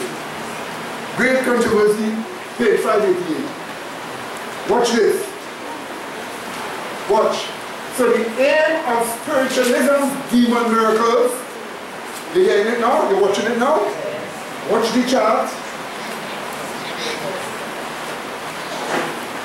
The aim of spiritualism, demon miracles, from the what? False prophet, is to what? Abandon global republicanism, which is what? Liberty of conscience, and set up what? Global communism, which is what? Enforcement of religion. Mrs. White herself says that in her way. Quote, 588, Great Controversy. Listen to this. As spiritualism more closely imitates the nominal Christianity of the day, it has greater power to deceive and ensnare. Satan himself is converted after the modern order of things. She's telling us. He will appear in the character of an angel of light. Through the agency of spiritualism. Through the agency of what? Spiritualism. Miracles will be wrought. Spiritualism miracles. Through the agency of spiritualism, miracles will be wrought. The sick will be healed, and many undeniable wonders will be performed. And as the spirits, demons, profess faith in the Bible and manifest respect for the institutions of the church, their work will be accepted as a manifestation of divine power. Did you see that, my dear brethren? And that is what we are expecting. Let me tell you something. This is another study we're going to be looking at probably next week. In this study, a new concept of justification has taken hold. This concept of justification tells you that your conversion could only be nominal. Meaning, your conversion could only be nominal. It means that no change takes place in you, you just change your circumstances and situations. But when the circumstances and situations change, it is through the influence of somebody talking to you. So watch me. I talk to you. Your heart does not change. But what do? You just, well, you no longer, you stop stealing. You stop lying. But you notice there's not change that took place. You totally leave on God justifying the person. That's the idea of justification that has now taken a hold of the world. So watch me. If that is the idea of justification, watch me, listen to me. If that is the idea of justification, just talk something religious to you and you change your whole ways. You change your whole ways. All they have to do is to talk something religious to the whole world with a law. What is that? A Sunday law. And everybody just what? Change their words. In other words, that idea of justification suits a Sunday law. The brother asked who to bring that idea of justification. Justification was falling in its understanding over and over a period of time. Until the term subjective justification took on a new meaning in modern times. The term subjective justification in this modern times means a change that takes place in you by your own thinking and operation, subjectively. They didn't say anything about God. They said all God does is to speak to you and a change takes place in you on your own. But it then developed the idea that everybody could see. Because everybody must do something religious at some time. The nominal meaning a norm, a common norm. So here is what happened. Now it has changed to take this form. Here is how it has changed. The form it has taken is this. I speak something truthful to you. You in your own mind change your own self. That matches a Sunday law. Why? Because all they have to do is to speak to you by law, wherever you are in the world. And what change you expect you to do? On Sunday, you just go to church. On Sunday, you just pray to your God. So you have the change by the law. The law speaks to you, and you have the change. If they can get everybody to do that, they can get global conversion. And Mrs. White did say they will be attempting global conversion. She did say that. So that's how bad things have reached. That's why you need to know the truth. Yes, my guest is saying it. I just want to share something based on what you're saying, right? This person is against doing your own righteousness, right? Yes. Titus chapter 3, verse 5. And this was actually my meditation this morning, right? Yes, my dear. So Titus chapter 3, verse 5, it says, not by works of righteousness, which we have done, but according to his mercy, which is one mercy, he has saved us. So while we were sinning, it's not because of some righteousness that we were doing. It's because we were in sin and we needed the righteousness of God. Right? And then it was to say, but according to his mercy, he saved us by the washing of the regeneration, which is the first baptism, right? Being converted in the hand, being washed by the word of God, and the renewing of the Holy Spirit. Meaning now the Holy Spirit is in you, you are renewed, right? And then it says, verse 6, which he shed upon us, which he shed on us abundantly through Jesus Christ our Savior. Yes. That being justified by his grace, we should be made heirs according to the hope of eternal life. Amen. Not bad. Very good, my dear. Right, so watch me now, quickly. Watch the chart again. The aims of spiritualism miracles, spiritualism demon miracles from the what? False prophet is to what? Cause people to what? And global republicanism, which is what? Liberty of conscience, and set up global communism, which is what? That's their aim. And that's what they will seek to do. Now let's go to the devil now. Lucifer appearing on next shot. Wow. Spiritualism's miracles, highest point. The highest point that spiritualism's miracles reach is that Satan appears as Christ returned to the earth. Literally come as Christ on the earth. That's what he does. And the Bible do warn you that there shall be many what? False prophets and false what? Christ. Right? As if it was possible, they will deceive the one, the elect. And that's why they say he's in the chambers, go not forth. He's in the desert, go not forth. He's in the secret places, go not forth. For the lightning shines in the east, and is seen also unto the west, so shall the one coming of the Son of Man be. This prophecy in the Bible of Christ tells us that false Christ and false prophets will come right on until the end. But by the time it reaches when Christ is just about to come, we will have an appearance of a false Christ who will literally be here, but we must recognize that he is not permitted to mimic the real coming of Jesus Christ. Amen. Yes. Apart from not being able to mimic the real coming of Jesus, you Yes. think he would have like the print of the nails and the nothing in his hand? All of that. He will have everything. Watch this. But the real reason for Satan to appear as Christ on earth is because of what he will say about Sunday. Is what he will say about Sunday. That's what you and I will have to watch out for. What will he say about Sunday? Because the crafty demon knows how to speak about Sunday. He knows how to use the right tone. Brother Medina is like a troglodyte to how he talks. He can really talk nice. He has a real golden tongue. And it's how he will say it. Sometimes just the way you say something, you can get anybody to do anything. Just the way you say it. That's how he operates. Now watch this. Yes.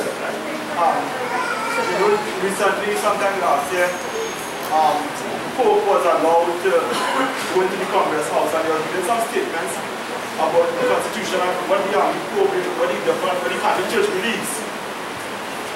I would expect that the congressmen know that what the Pope stands for is totally opposite to what Congress itself stands for. So isn't that there's a conspiracy among them to try to get some, when there have been protesters, foreign protesters, really trying to get this thing exalted? Is it a conspiracy for them to bring this man who represents everything what Congress stands for? The real conspiracy has just started. In the end times now. 2 weeks ago, Donald Trump signed a religious liberty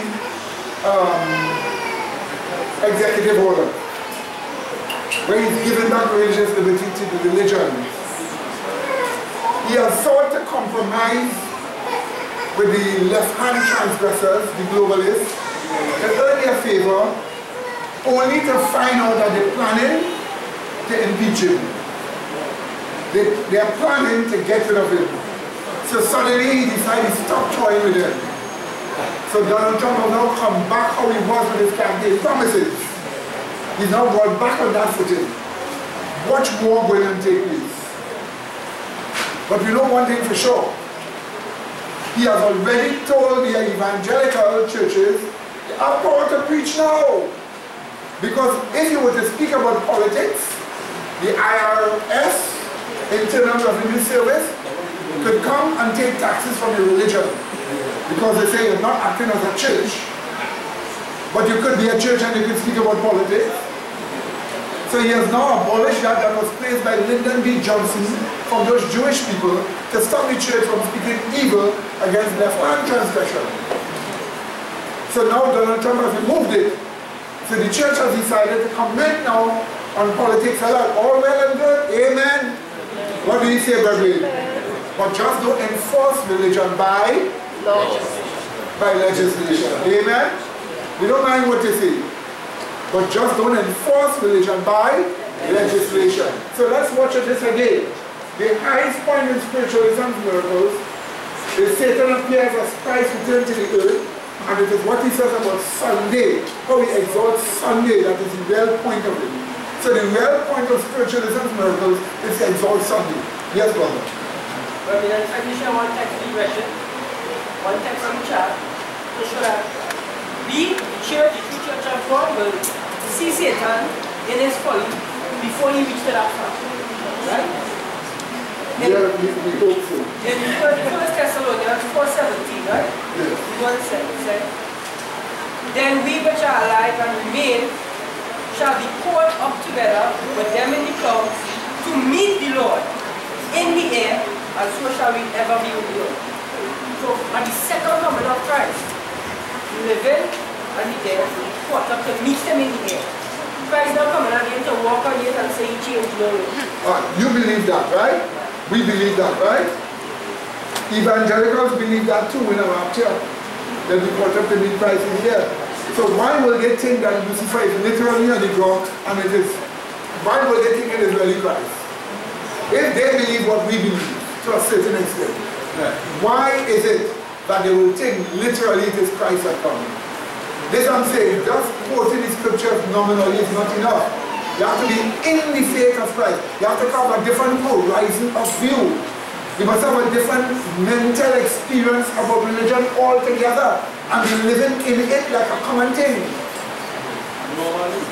Let me give an illustration. A mad guy, he is in his own world and he thinks everybody that passes by is an animal. So whenever a man passes, he calls him by the name of an animal. A woman's pass, he calls him. He says, but can't you see? It is a human being there. He says, I'm only seeing animals. He is living in his own world. Is that understood? And reacting to truth. But you must be living in Christ's world. What do you say? And see everything as he interprets it. It's not just a wild, glib quotation of a scripture like that. That's why they themselves will be deceived. And that is why this calls for sincerity and honesty in you. They didn't hear me. They must be honest and they must be what? Sincere. And really mean it. You can't fool God. And much more, you can't fool your own morality. You didn't hear what I just said. You cannot fool your what? Own morality. You can't do that. That's why you have to be honest and you have to be sincere. Now watch this shocking quotation from Mrs. White. Great Controversy, page 588, and then page 624. Listen to this quotation, and then we'll come to our close. Satan himself is converted after the modern order of things. He will appear in the character of an angel of light. Through the agency of spiritualism, miracles will be wrought, the sick will be healed. I continue quoting. As the crowning act in the great drama of deception, Satan himself will personate Christ. The church has long professed to look for the Savior's advent as the consummation of her hopes. Now the great deceiver will make it appear that Christ has come. In different parts of the earth, where? In different parts of the earth, Satan will manifest himself among men as a majestic being of dazzling brightness, resembling the description of the Son of God given to John in the Revelation. So when in Revelation chapter 1, you'll see John describe how Jesus was. Lucifer will come just like that. Eyes like lamps of fire, body glowing, leg burn like burning brass, almost like gold. His face shining like the sun, dazzling. That's how he's going to appear. But all that is true spiritualism is what? Miracles. Reaching is what? Highest point. Watch this now. Watch this now. The glory that surrounds him is unsurpassed by anything mortal eyes have yet behold. Some just seen that glory and they converted already to the devil. Just seeing the glory and that's it for them. Because of how you're living. The issue is what you're living with in your life generally. Some just see the glory, they converted already to Satan. It goes on. Listen to this. The shout of triumph rings out upon the air. Christ has come! Christ has come! The people prostrate themselves in adoration before him while he lifts up his hands and pronounces a blessing upon them as Christ blessed his disciples when he was upon the earth. And the devil made sure he followed the actual cultural movement of Christ. If Christ did so, right, you do not know, you were not there. But if you could do some research in it, you could say, let us see if you did it like Christ. You make it sure he do it so. He do it the same way. So you say, oh my God, Christ did do it that way. So then this is Christ. Because a man can only copy his habits. but know his habits and practice it. A man can't copy somebody's habits to the T. But he knows how Christ did it. He's doing it just the way Christ did it and all. Wait, she continues. Just as Christ blessed his disciples when he was upon the earth, his voice is soft and subdued.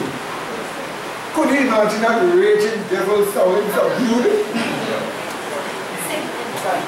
Could you imagine that? That's a high quality trick. Where it's something subdued, there's something in a way, like if anybody could do you anything and you're harmless to everybody. But this you could see behind the charade is the wrath of the dragon right there. And it's something soft. Just how he sounds soft, a lot of women get deceived already. Inspect from your mind. Let me just give you one illustration. Yeah, it happens when they get shocked. Let me give you an illustration. You understand? Somebody training that some guy is horrible and evil and crooked and wicked, and they give him plenty of evidences that he's so.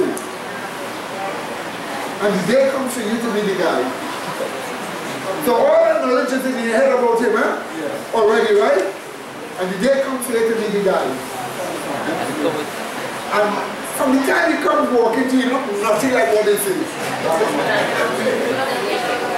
From the time they see him and he's coming to you, he looks nothing like what they say. So immediately your mind starts to get kind of slightly confused. The moment they get confused, he gets you already. Because the next point now, when he talks to you and it is not like how they say at all. All that knowledge you put in your mind is swept away in a instant. You understand what I'm saying? And that's what is going to happen here. You think the devil don't know that? You think he don't know people will be throwing scripture and you're supposed to know those scriptures? So he's going to come with a few angels here, some of them with him. So in case some people say, well, Christ is supposed to come with angels, but I did come with angels, the Bible didn't tell you how much. So some angels are going to be there, yes. Some of those wicked ones that watch you and I and know everything about us. I know your secrets. What? That's right. And they know your secrets. And they come right there with Christ and their eyes watching you with what they know about you. Sometimes once their eyes watching you what they know about you, all your own path before you, and your mind will fade off the faith of Christ already. So it's an over-mastering illusion. It's not just bam, somebody come with light shining on them, you quote a text and that's it. So, if you thinking so, then something was wrong with Christ. Because when Lucifer come before him as a bright angel, you think he just come and say, all these people I give you to follow and worship me? So you and I, that's not supposed to be even a temptation. You must tell yourself it was me that couldn't even fool me. So you think it was so common? You don't know what Christ was looking at? And by the way, for 40 days he didn't eat? You know what it is that they don't have energy to make this mind function with knowledge as it should? Huh? You know what it is? And then your face a light, and does the light itself bright the mind of all the knowledge that you have about that matter? You think it was a simple thing of just bam, my angel just come so Lucifer just talk to Christ, and it was a simple thing. If it was me, you would get me to jump off no temple. I can tell you if you would get me to jump off a long time. That's right. A long time. What did you say? You understand what I'm saying? So you see, you have to look at a higher quality, right? Okay? Let me just stop here. Go ahead, John. Quickly. I keep on speaking and saying that matter of having the faith and living the faith. What's flashing in my mind is this, right? Christ, when he faced the temptation, he responded with faith. But look, you allow the scripture, Christ said, the wicked one came and found nothing in me. So he knew the temptation, whilst he was facing it, the evil was certainly not appeal to the things in him. And he knew that Father then could be too. But Christ saw I was living the faith. So why is he come and he found nothing in him? He had an experience of living faith. So he knows by the living faith he can stand against the temptation. That's why he could respond to him and tell him it is written. Because he was living that experience. So it's a living faith he faced. It must be something you're living in. And when he comes, you must find nothing in you. Meaning you have no value for your ugly past. Did I hear amen for that one? Yeah. That you have no value for your ugly past. So if you have no value for ugly past and you're watching you in a way as if I know this about you, you just watch with innocent eyes. What do you say? And your innocent eyes mean I have been forgiven. Now don't want to break too much in the quotation. If too much oil you put up your hand, you're breaking in the quotation. So you're breaking the quotation, I'm going to present it how it is here. Alright? Okay. I'm going to take you and then I take you and then I'll read the quotation. Go ahead. Yeah. Be quick. Yeah, I'll be quick. But I just see deception bringing particular impressions upon the mind. Bringing particular suggestions is very high deception. Right, because he brings certain suggestions, but you must remember, when he brings the suggestion, you must have no value for your ugly, sinful past.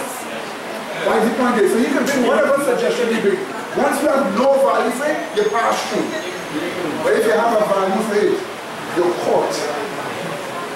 Sister, quickly. In the book last day events, right? Chapter 11, and I'm reading the quotation.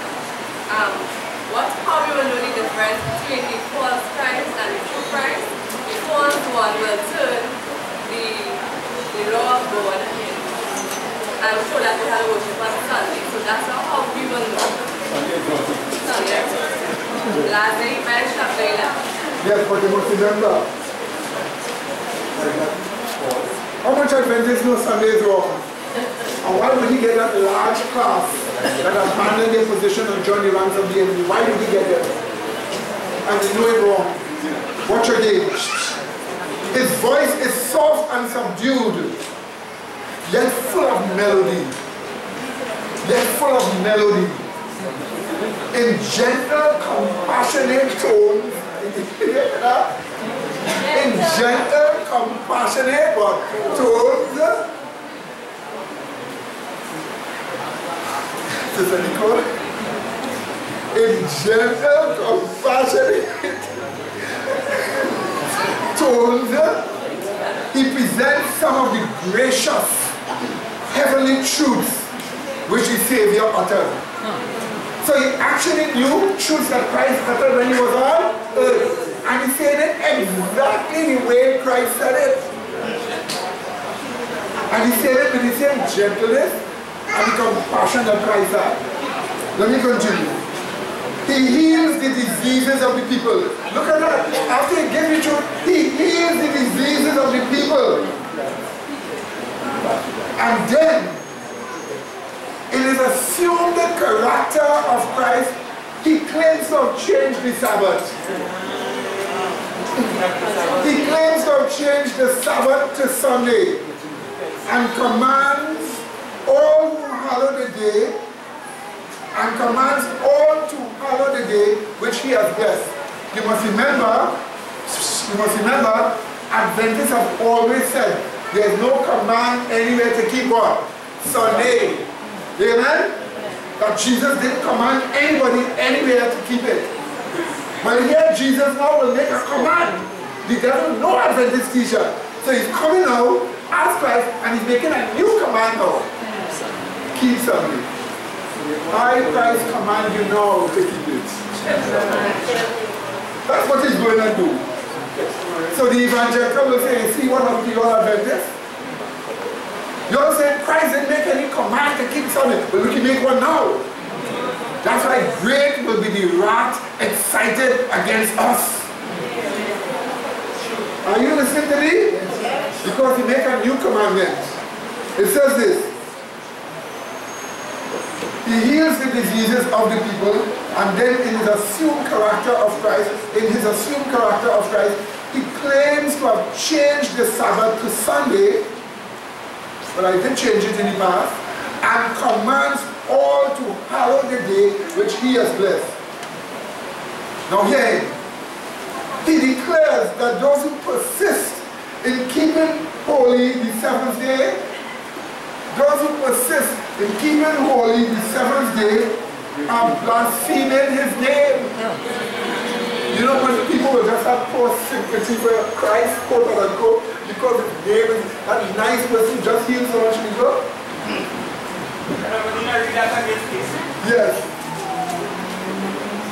He declares that those who persist in keeping holy the seventh day are blaspheming his name by refusing to listen to his angels sent to them with light and truth.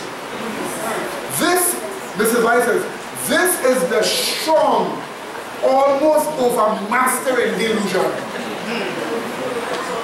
Did you see that?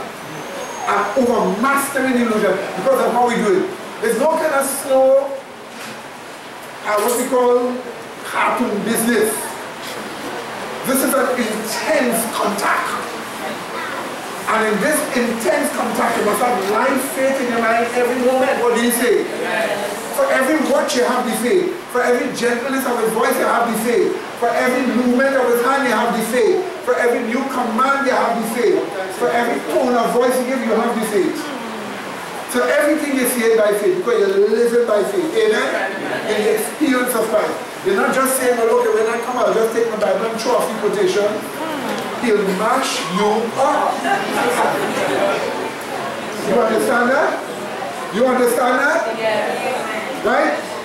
And this clearly shows us the highest point of spiritualism's miracle is Satan got here as Christ returned to you and someday what?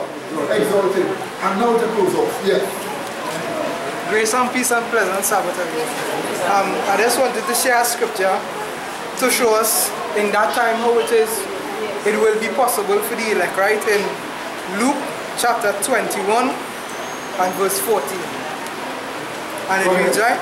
Settle it therefore in your hearts not to meditate before you answer. And verse 15, for I will give you a mouth and wisdom which all your adversaries shall not be able to gainsay nor resist. Amen. So in that moment there, you're not supposed to have like this wealth of things that you plan to say. It's supposed to be your experience so that God would give you in the moment. Amen. Amen. Amen. So it is very, very good. Next chapter. I just want to give a little quotation here from this book, right? Same book, great controversy, right? Sister White tells us here in the time of trouble, just a little lower to what you was reading, right? She says, only those who have been diligent students of the scriptures and who have received the love of the truth. The what? The love of the truth. That is their attitude to truth. That is their what? Attitude to truth. By the way, what is the attitude to truth now? Do you find some ways of rejecting it? Some ways of justifying yourself in your own? Is that your attitude? That's not love of the truth. Go ahead. I'll read that part again. And who have received the love of the truth will be shielded from the powerful delusion that take the world captive. By the Bible testimony, these will detect the deceiver in his disguise. To all, the testing time will come. By the sifting of temptation, the genuine Christian will be revealed. Are the people of God now so firmly established upon his word that they would not yield to the evidence of their senses? Would they in such a crisis cling to the Bible and the Bible only? Satan will, if possible, prevent them from obtaining a preparation to stand in that day. And this is why, brethren, why we ask, come here, we listen to these studies. It's very important. You know, I don't know how much of us really catch the depth of what is being said. Not even just today, but studies for the past few Sabbaths concerning confession and the way how it is supposed to be done. You know, and your own personal life review before God. You know, we have been doing our little study on the sanctuary, and I can tell you, brother, it's a really nice study, and it causes you to really review your own life. As a matter for me personally, I remember telling the brethren, I prayed and asking God to help me to remember things that I don't even remember so I could confess it before. Because I want to make it. We can't be here for no play. This is a serious thing. And the nature of the studies is very wonderful because it is a time when we know the investigative judgment is going on and we are supposed to be preparing to pass safe in that judgment. So brethren, let us take these things seriously, and this is not no joking matter. Let us take it serious by the grace of God, right? Amen. Now, finally, so the real aim of what? Spiritualism miracle is a what? Which will claim what? Lucifer is God with God. That's right, because the 7th Sabbath showed that Yahweh is God. Amen, brethren? And then we are also told that they will break the covenant, they will transgress the everlasting covenant and so on, which is transgress the Sabbath, and that's the reason why God will destroy the earth. The Bible tells us the everlasting covenant is the 7th day Sabbath. So then the Bible tells us they will transgress the everlasting covenant, and that's the 7th day Sabbath. They will break the 7th day Sabbath. You could only break the 7th day by the 1st day, okay, and it will be done by miracles. And since the miracles are doing it, and the miracles, the spiritualism's miracles, which is from evil spirits who claim that they are gods, then by their miracles, what they call spiritualism miracles, they are exalting a what? Sunday law, they claim Lucifer is what? God is God. Now 2 final quotations and 1 scripture. One of the quotations was given by the brother, page 62 of the Great Controversy. He says, when the testing time shall come, those who have made God's word their rule of life, that is the part. Made it their what? Rule of life will be revealed. So you have to make the word of God your what? Rule of life. That's the point. That's what we have to do. Make the word of God your what? Rule of life. It must be a part of the way you really live right through. Because this is what genuine Christianity is all about. We are here for the genuine thing. Remember, we are not here to play. That's right. If we want to play, we could go in social and all this here. That's right. But we are not here to play. We are here because we really mean business. Amen. Here for the first time you're having a people that has the true business of the Lord at heart. Amen. And that's you also. Amen? Amen. Amen? Amen. Now watch this. But this is the quotation I wanted to say for you for the last. And then the scripture. In Luke 21, so you can find Luke 21, but don't read it. Last quotation, Great Controversy 519 to 591. This is for every one of us as an individual, right? Right? Every one of us as an individual. Okay? Every one of us as an individual. Right? Here's what it tells us. I quote. The miracle working power manifested through spiritualism will exert its influence against those who choose to obey God rather than men. So the influence of the miracle working power of demons will exert itself against those who choose to obey the word of God rather than man. So if you decide to obey God, the miracles will be working against you. So don't be fooled, you know, you're walking up the street and they're preaching some truth. Even angels will send somebody and they will do miracles against what you are saying, to destroy what you are saying. That's why Mrs. White says, then miracles will appear for us. Amen. The person will say, look, I can lift up this guy off the gun sword in hand to show you God is working with me and you're preaching in error. And you will have to have miracles to help you too. You will say, look, I lift the whole car up with one hand. To prove that I am God. It must happen the way it happened against Pharaoh in Egypt. What did he say? Amen. That's how it must happen.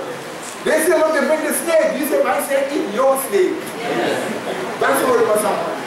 And that's how miracles will be appear for us.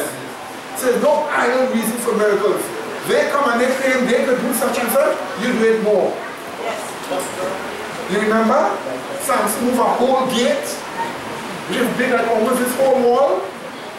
every miracle she said done in the past will be done by ordinary members. I suppose a day you preaching and you say, Lord, too much people are being reached. Please stop the sun. Don't let the sun go down. And the sun stands still for your preaching. Oh, do you like that? Yes, but you have to be. The word of God will be your rule of life for you. Amen? Amen? The day some Taliban come with some gun, I'm going to shoot. You say the name of Christ, and all the bullets just come right still in your hand and you just straight on the foot. You understand? You understand? What does that mean to them? What he is saying about Christ have the real power. And man, you're converting people for, so what do you say? You want that power? You want to do such a missionary work? Prepare for it. What do you say? Prepare for it by faith. What do you say? Prepare for it by having the word of God, the rule of life. What do you say?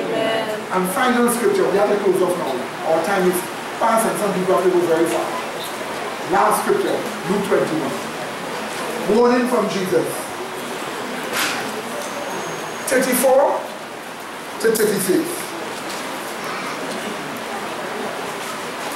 34 to 36.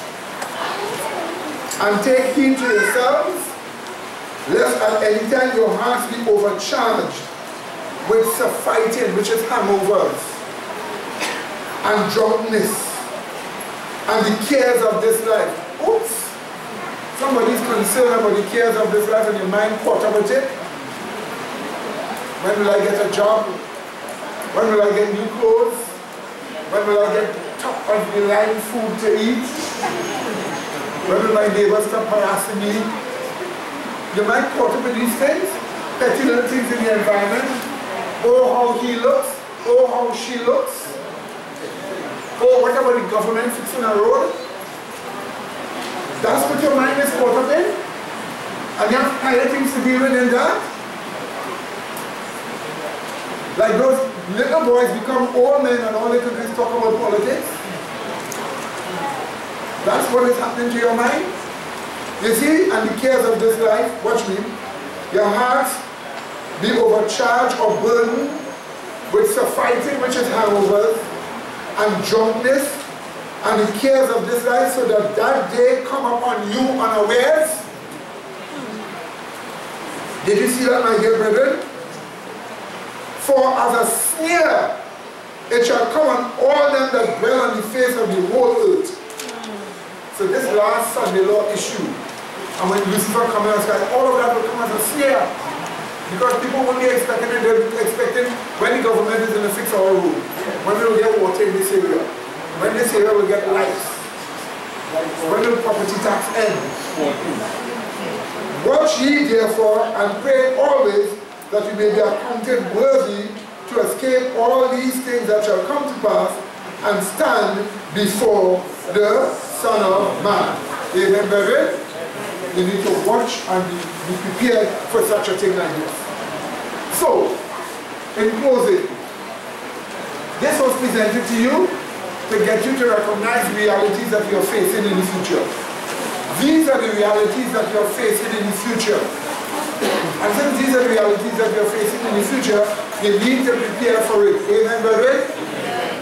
Now the truth that we have been studying here is the real answer. At least we have the faith of Jesus Christ that will fit us to face it. What do you say? And that's why you must appreciate what you have. You must appreciate what you have. Like somebody have some kind of golden dagger that they find in the ground, they dig it up with some gold coin, and they just have it in the house. They didn't know there's much gold until they found out that it is worth $20 million. And they had that in the house, played with it and traded all with it many times over with it. Only to find that it was $20 million worth of gold as an artifact. And so you have the truth here.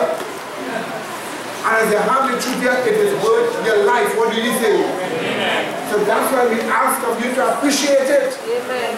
And appreciate what has been said. Amen. And coming. Okay, my dear brethren? So please let us start.